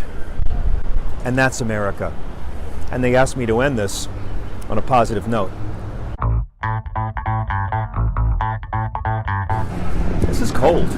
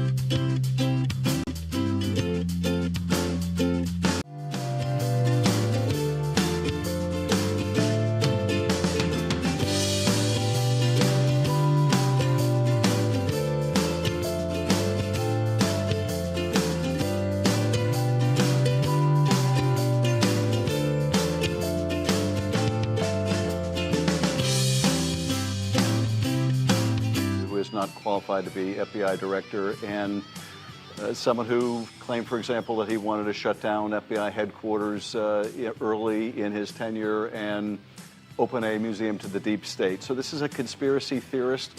It's also someone, I think, who demonstrated, sadly, a principle of the first Trump administration, and that is you rise to the level of your sycophancy, and the bigger the sycophant, the higher you rise.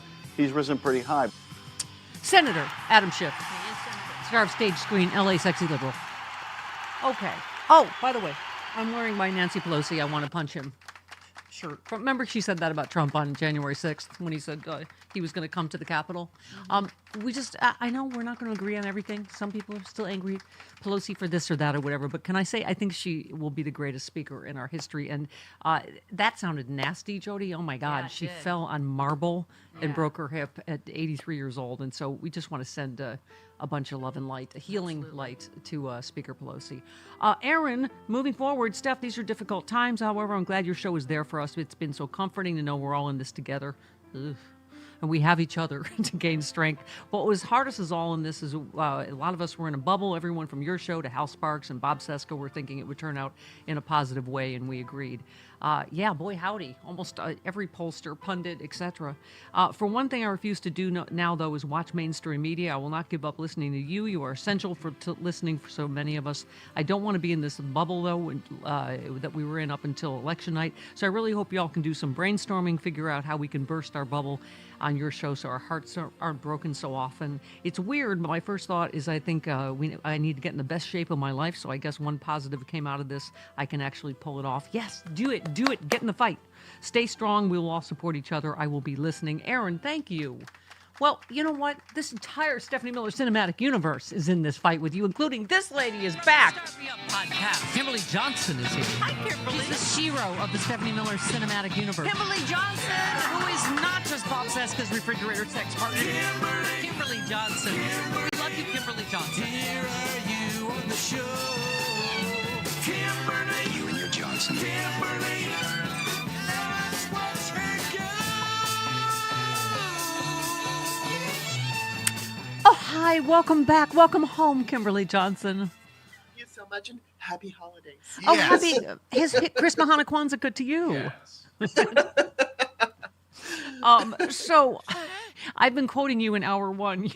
You said of Lindy Lee, I've been in private groups with her. I never trusted her. And now she's a Trump supporter. And I said, I'm putting Kimberly Johnson in charge of vetting my personal life. You are in charge of my dating life from now on, because clearly your instincts. Yeah, well, I mean, it was kind of evident. You could see her behavior behind the scenes was really about kissing up to certain people, I would say specifically men. And it was, she ignored certain women. And I would say, I saw that she did, because I was in several groups with her. Yeah. And there were certain women that I saw her kiss up to them because they had massive followings. But if it was somebody like me or other people like within my following range, she kind of just ignored us. And I just felt like something was off. And it's so funny because all these women are either privately messaging me or they're saying publicly, like, I knew there was something weird about her. And I think that we just all picked up on the fact that she was not authentic.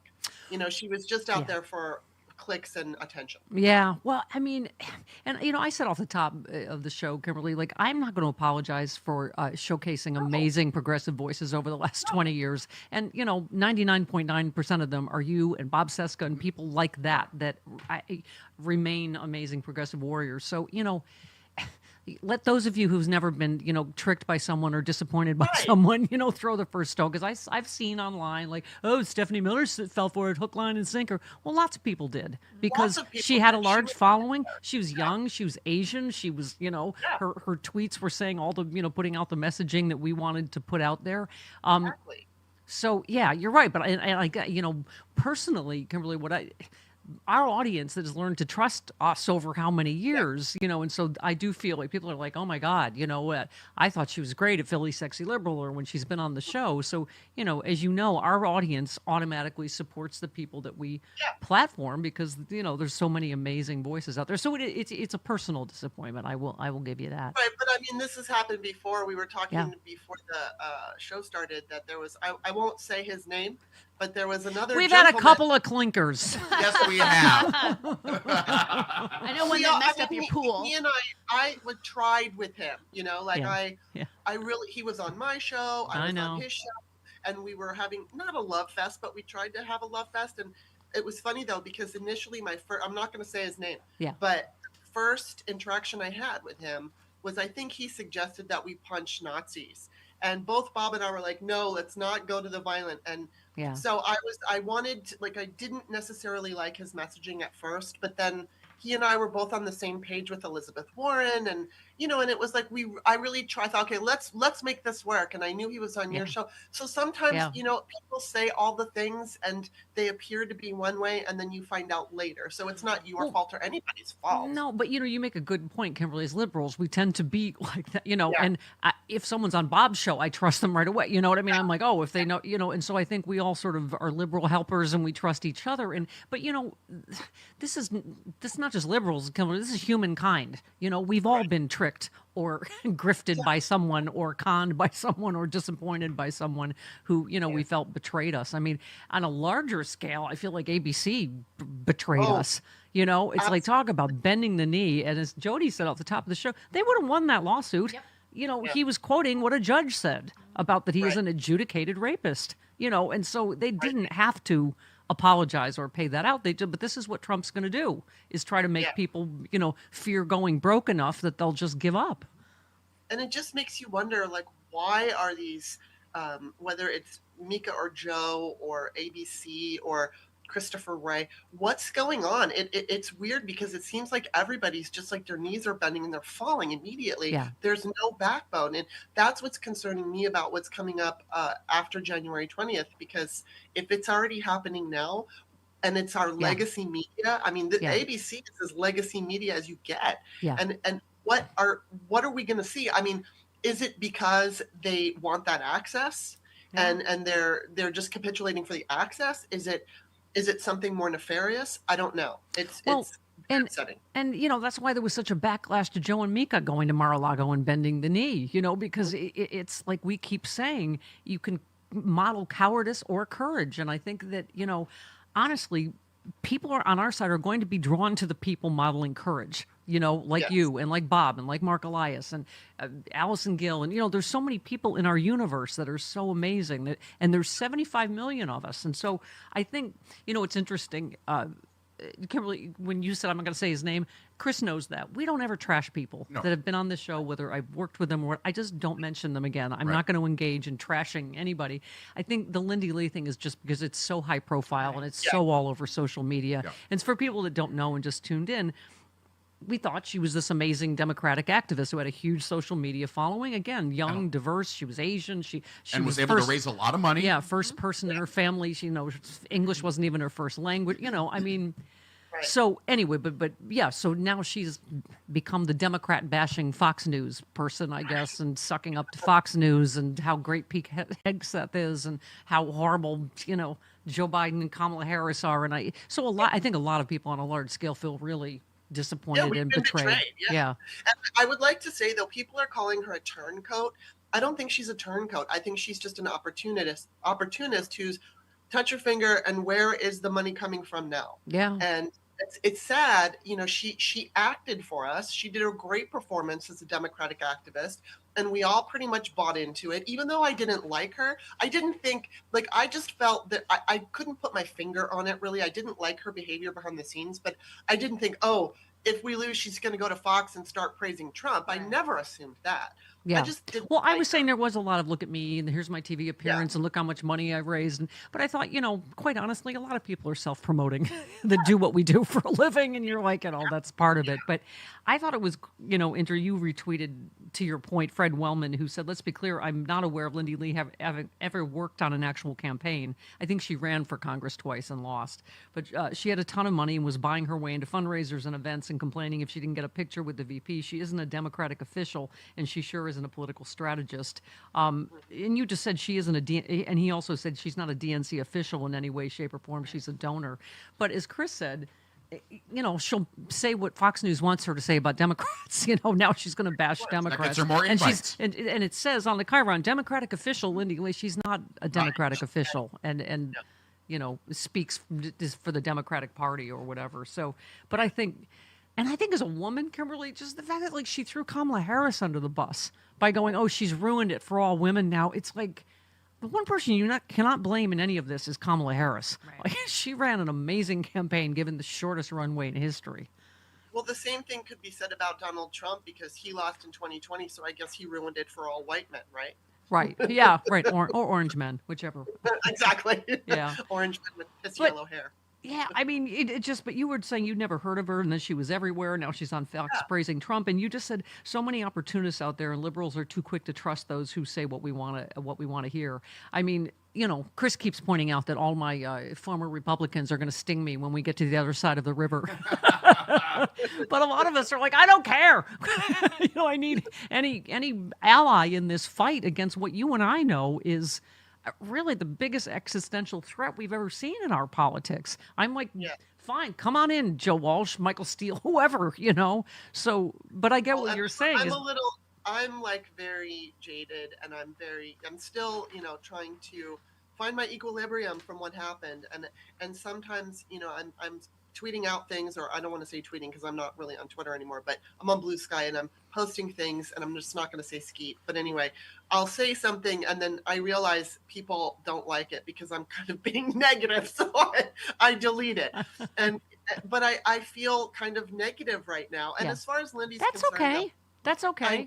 I mean, you know, I like my liberals happy clappy, so, you know, thanks for coming to the light. No, but, you know, we keep saying that, you know, you got to give people the grace to be in wherever they are. You know, they always say like the stages of dying or whatever, you know, we're all in a different place, you know, anger, depression, bargaining, acceptance, like, you know, we're all in a different, and that may go like this, and that's okay. You know, give yourself room to be human. I just want to say really quick, because of all this, I mean, I'm going to be real quick on this, but I'm coming out with a new podcast, and it's going to be in the new year, and it's not political, but it's basically, I've been working on for the past 5 years, intentional manifesting, which, okay, that sounds all woo-woo and everything, and there is a woo-woo aspect to it, but there's also a very practical aspect where it's giving me right now coping skills, and you know, it's getting all the way to the core of who I am and how I think. Yeah. Because to me, manifesting your life is how you're thinking, what you're thinking about, how you're thinking, how you're feeling about yourself, how you're feeling about what's possible. And so I want to be a helper. And right now with politics, I'm still going to keep up my Start Me Up podcast, but I'm feeling very different. I don't really understand my place anymore. And so I know that with what I've learned over the last 5 years, I can share with people to help them cope. So just FYI, it'll be coming out in January. It's not all set up yet, but I'm working on it. So your place in life is as my matchmaker and screener, or that's what your place is. With your razor sharp instincts about people. I think that's fantastic, because I think it's just you love Jeff Tiedrich like I do, but you retweeted him saying, imagine a country so furious about drag performers that it voted for polio. I mean, it's hard to process where we are now. And so, you know, you can be, and that's what you were saying about, you know, Joe and Mika starting with the bending the knee. It's okay to say you're afraid, you know, but they don't say that. You know, they make up some BS that everyone's BS detector went off, you know, about, oh, it's not about fear, it's about civility. It's like, oh, please, you know, anyone recognizes ass kissing and cowardice, you know, so that's the thing. It's not how you're feeling, it's what you do with it. We're all afraid, Kimberly. I mean, this is what you're saying about ABC. Think of their deep pockets. The point is to chill the rest of us that don't have deep pockets, right? I mean, Trump is already saying, I'm going to come after anybody doing bad coverage of me or whatever, right? Yeah, and that's really very upsetting, you know, because it's like all of us here are making our living talking about politics, and we've always had the opportunity to just be honest, and now you're like, what's going to happen?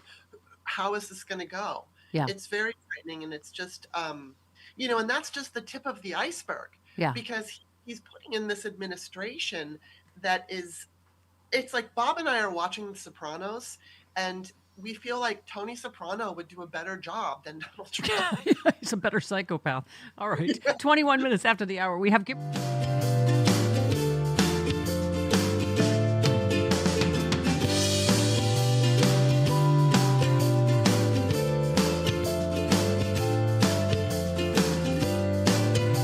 Scott Jennings was telling us the biggest scandal in the United States was, wait for it, Joe Biden's health. No, really. Watch. It is the biggest scandal in America, and the level and volume of people who dedicated themselves to lying to everyone at home about this man's condition for 4 straight years up through this summer is breathtaking. It's a scandal of epic proportions, and it's a fair question to ask. Who is running the country? Who has been running the country? And as I said earlier, if you're worried about Donald Trump's advisors having influence, for the last 4 years, apparently this president, duly elected, but this president was not capable of fulfilling the duties of the office. And his staff and the White House lied about it and kept it from the American people. It's an absolute scandal. The biggest scandal? Come on, that's not even close. Who's running the country, Scott? Well, right now it looks like Donald Trump is. He's not even in office, and that has nothing to do with Joe Biden's health. Not a thing.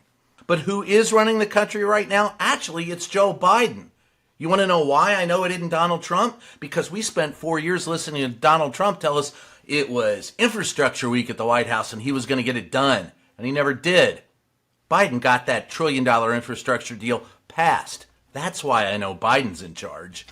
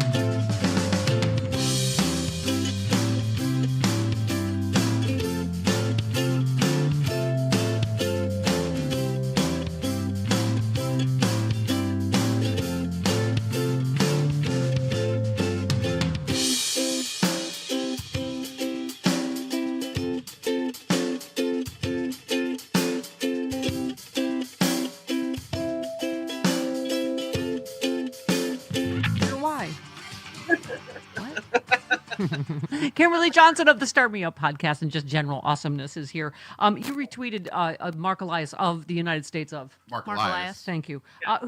He's one of the people that is inspiring me, along with you and you're kind of bumming me out lately, but Bob is inspiring me, and you'll get there.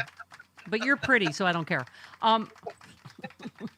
But Mark said that resistance after 2016 was a success, but we need something bigger and more durable this time. We need an opposition built for the long term. We need to stop being tired, ignore the cynics. I can promise you my team and I will be in the fight. If we all do our part, we will win. That's where I am. And, Kimberly, like we were saying, we all have life stuff going on, so like if you take a little longer than someone else to, get back in the fight, that's okay. It's important to take care of yourself, right? Well, I'm on hiatus right now from my podcast, Start Me Up. So it's going to come back on the 9th. And what I'm going to be trying to focus on primarily, I know I'll have a variety of guests, but I want to talk to people like from Demcast and promote things like Indivisible because, I say things online and I'm in a bad mood and I'll say something like memes and snark isn't resistance. And I do understand its place, right? Yeah. I deleted that because people misunderstood me. Yeah. And I just clear. I do think that we have to laugh. We need humor and we need to be able to vent, but that it can't stop there. And I think that a lot of us are used to just being online warriors and that's where it ends. And I think we have to start getting more comfortable with understanding it's going to start at the local level. And so it's, contacting your congressman or whatever, we should be used to that. And snark does have its place. You retweeted Tony, who said, breaking, it's being reported Nancy Mace is in critical condition after a trans person said hi to her at Best Buy. She's like the dog and There's Something About Mary. Yeah. She's just bandaged. All right. Exactly. More Kimberly Johnson.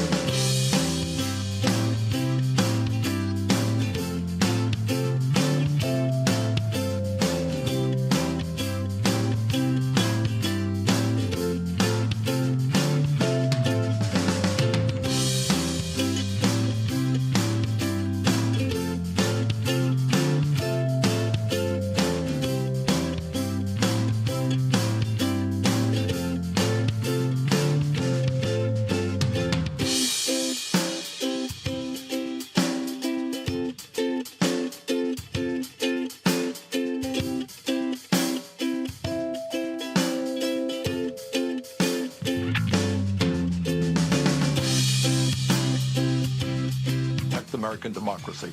In light of what the president-elect said to me, that yes, he does think that members of the January 6th committee should go to jail, do you think that Mr. Biden should issue preemptive pardons for the entire January 6th committee?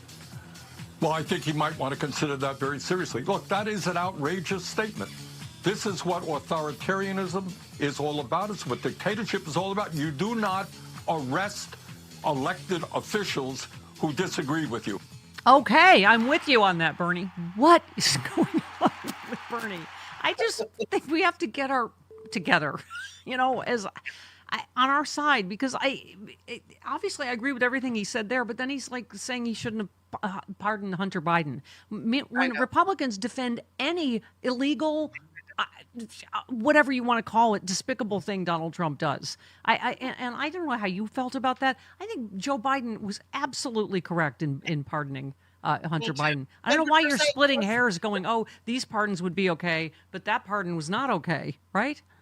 And we all knew that it was political. We all knew that it was just revenge. And even the people on the jury said this is ridiculous. Yes, he's guilty, but this is ridiculous. So I'm really glad that he pardoned Hunter.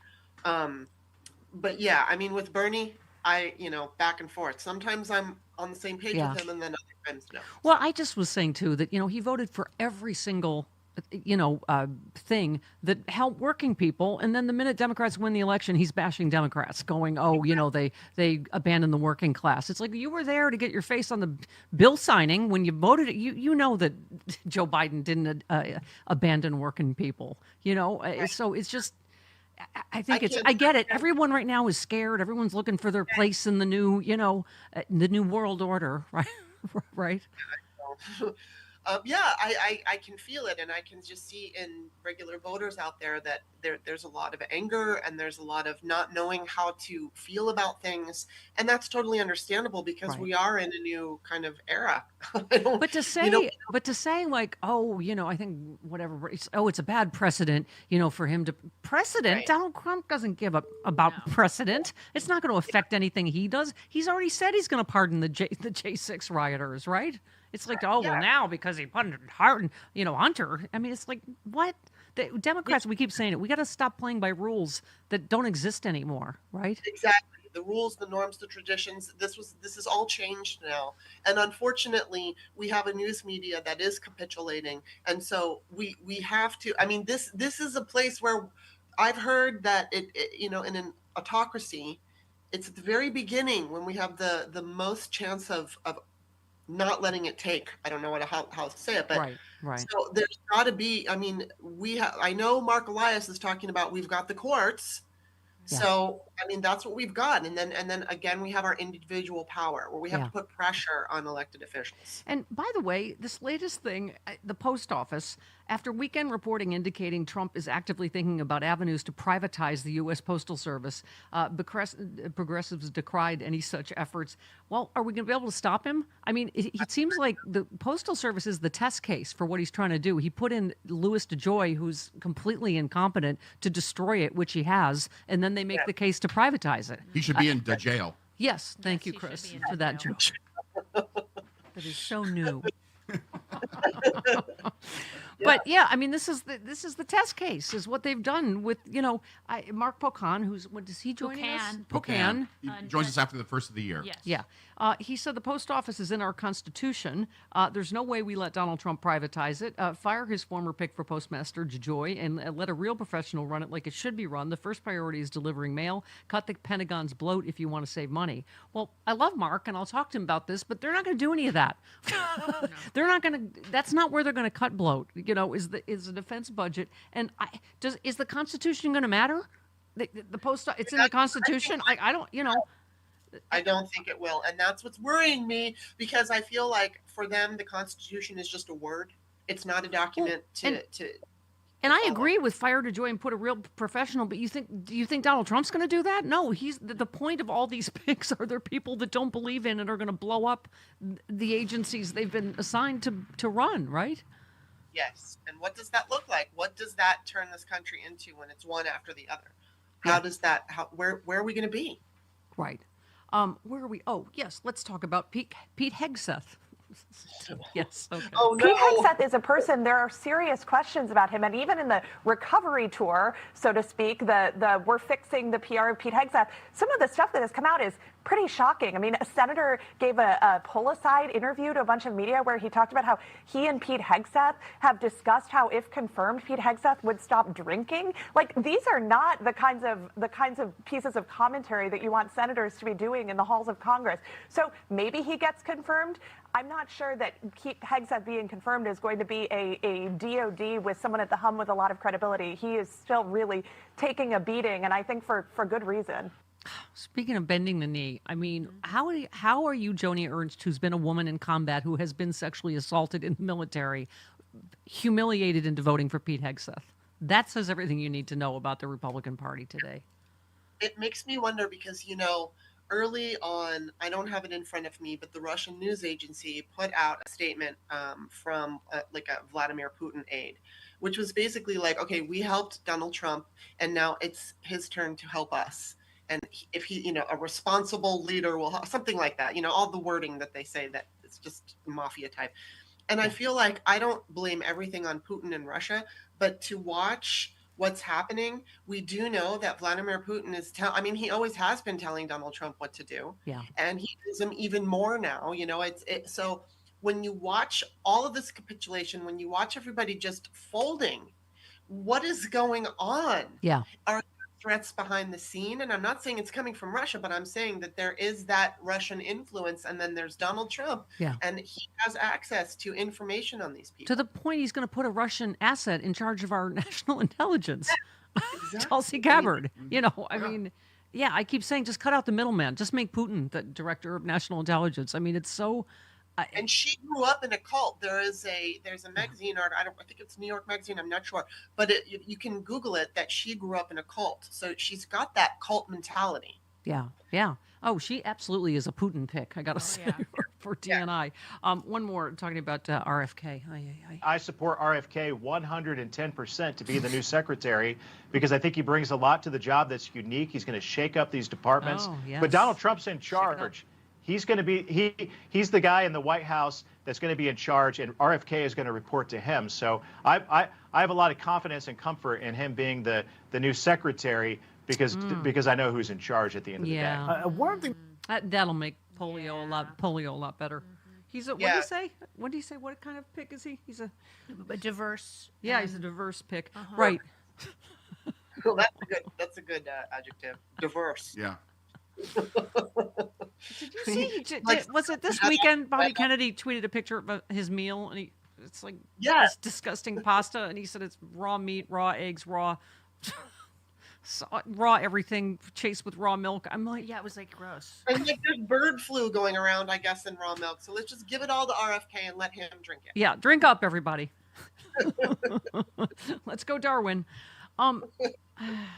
Yeah, and I got some of it as trolling. Like, did Daniel Penny, who just, murdered Jordan Neely, allegedly? He was acquitted. Sat with Trump and Vance at the Army-Navy game. Did you see that? I mean, here we go again, like with the Kyle Rittenhouses and who they make into heroes, right? He was in. Vance described him as a good guy whose life was imperiled by the mob. Manhattan District Attorney Alvin Bragg.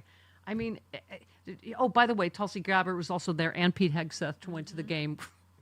Just this rogues gallery of, I mean, and the most striking thing to me about this Daniel, what's his name, Penny thing, is the number of bystanders that were like, stop, he's dying, you're killing him, he's under control. Like, don't, I don't, anyway, go ahead. Sorry, your thoughts.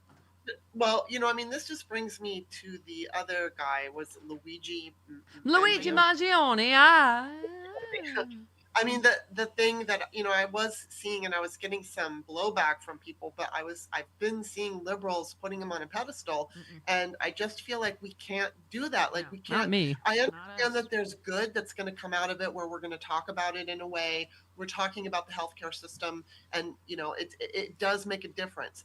But we should never be supporting vigilantism under any circumstances. Thank you. Civilians killing civilians based on personal grievances.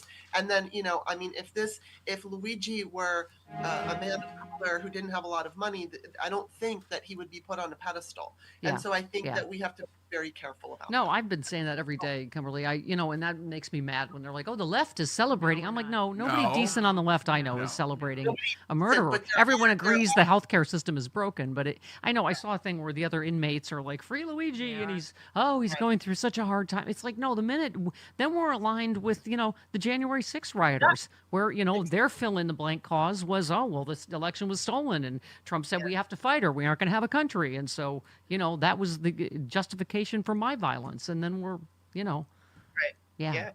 Just we can't be doing that, and I feel like as great as it can be to have discussions about really important things, it can't be because of vigilantism. Yeah. Oh, here it is. About Luigi Mangione. Other inmates in the prison where Luigi Mangione is awaiting extradition called for him to be freed. He has a cell to himself, and one inmate said, Luigi's conditions suck. Free Luigi. Wow. Okay.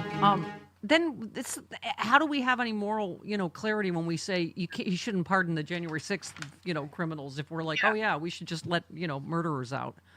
Yeah, or if we're upset about, Kyle Rittenhouse being made as a hero, we have nothing. We have no moral high ground anywhere. Yeah. No, exactly.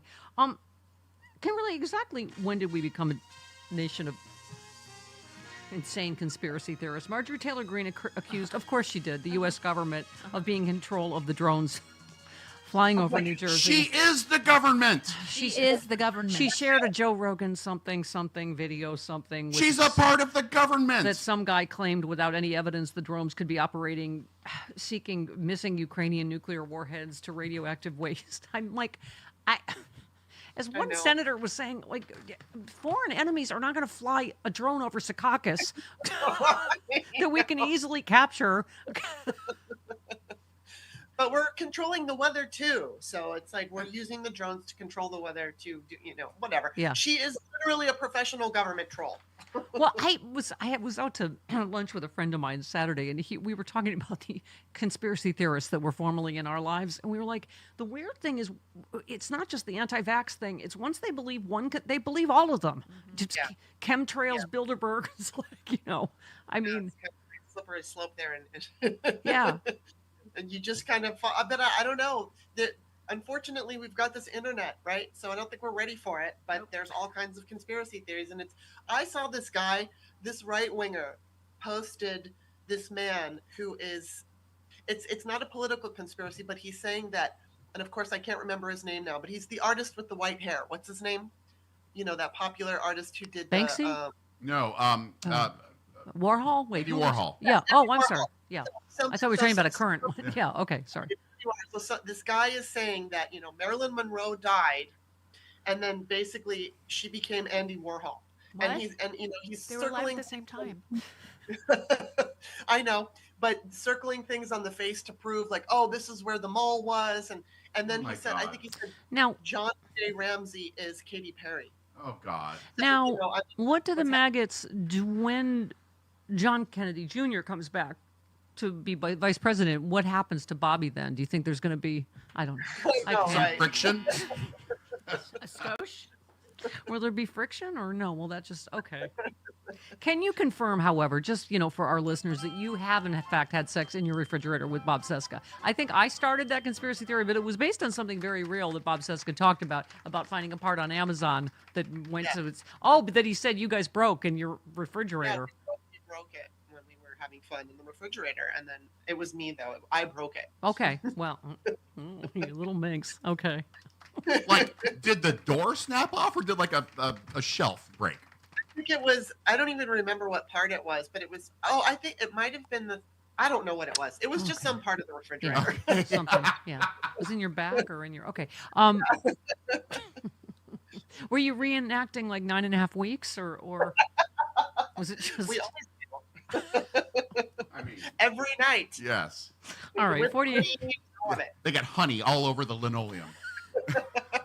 All right, 48.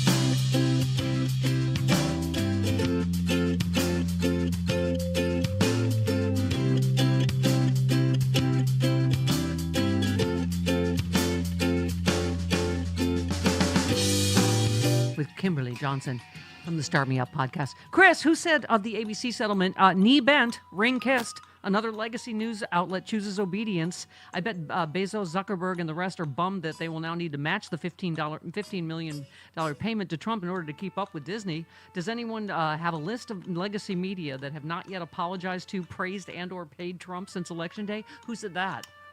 Sally Brown. No, that would be Mark Elias of the United States of. Mark Elias. Thank you very much. Thank you. You know why? Vive la resistance, Kimberly. Kimberly Johnson is back in the bringing maximum hotness back to the resistance. She's rested. She's ready to go.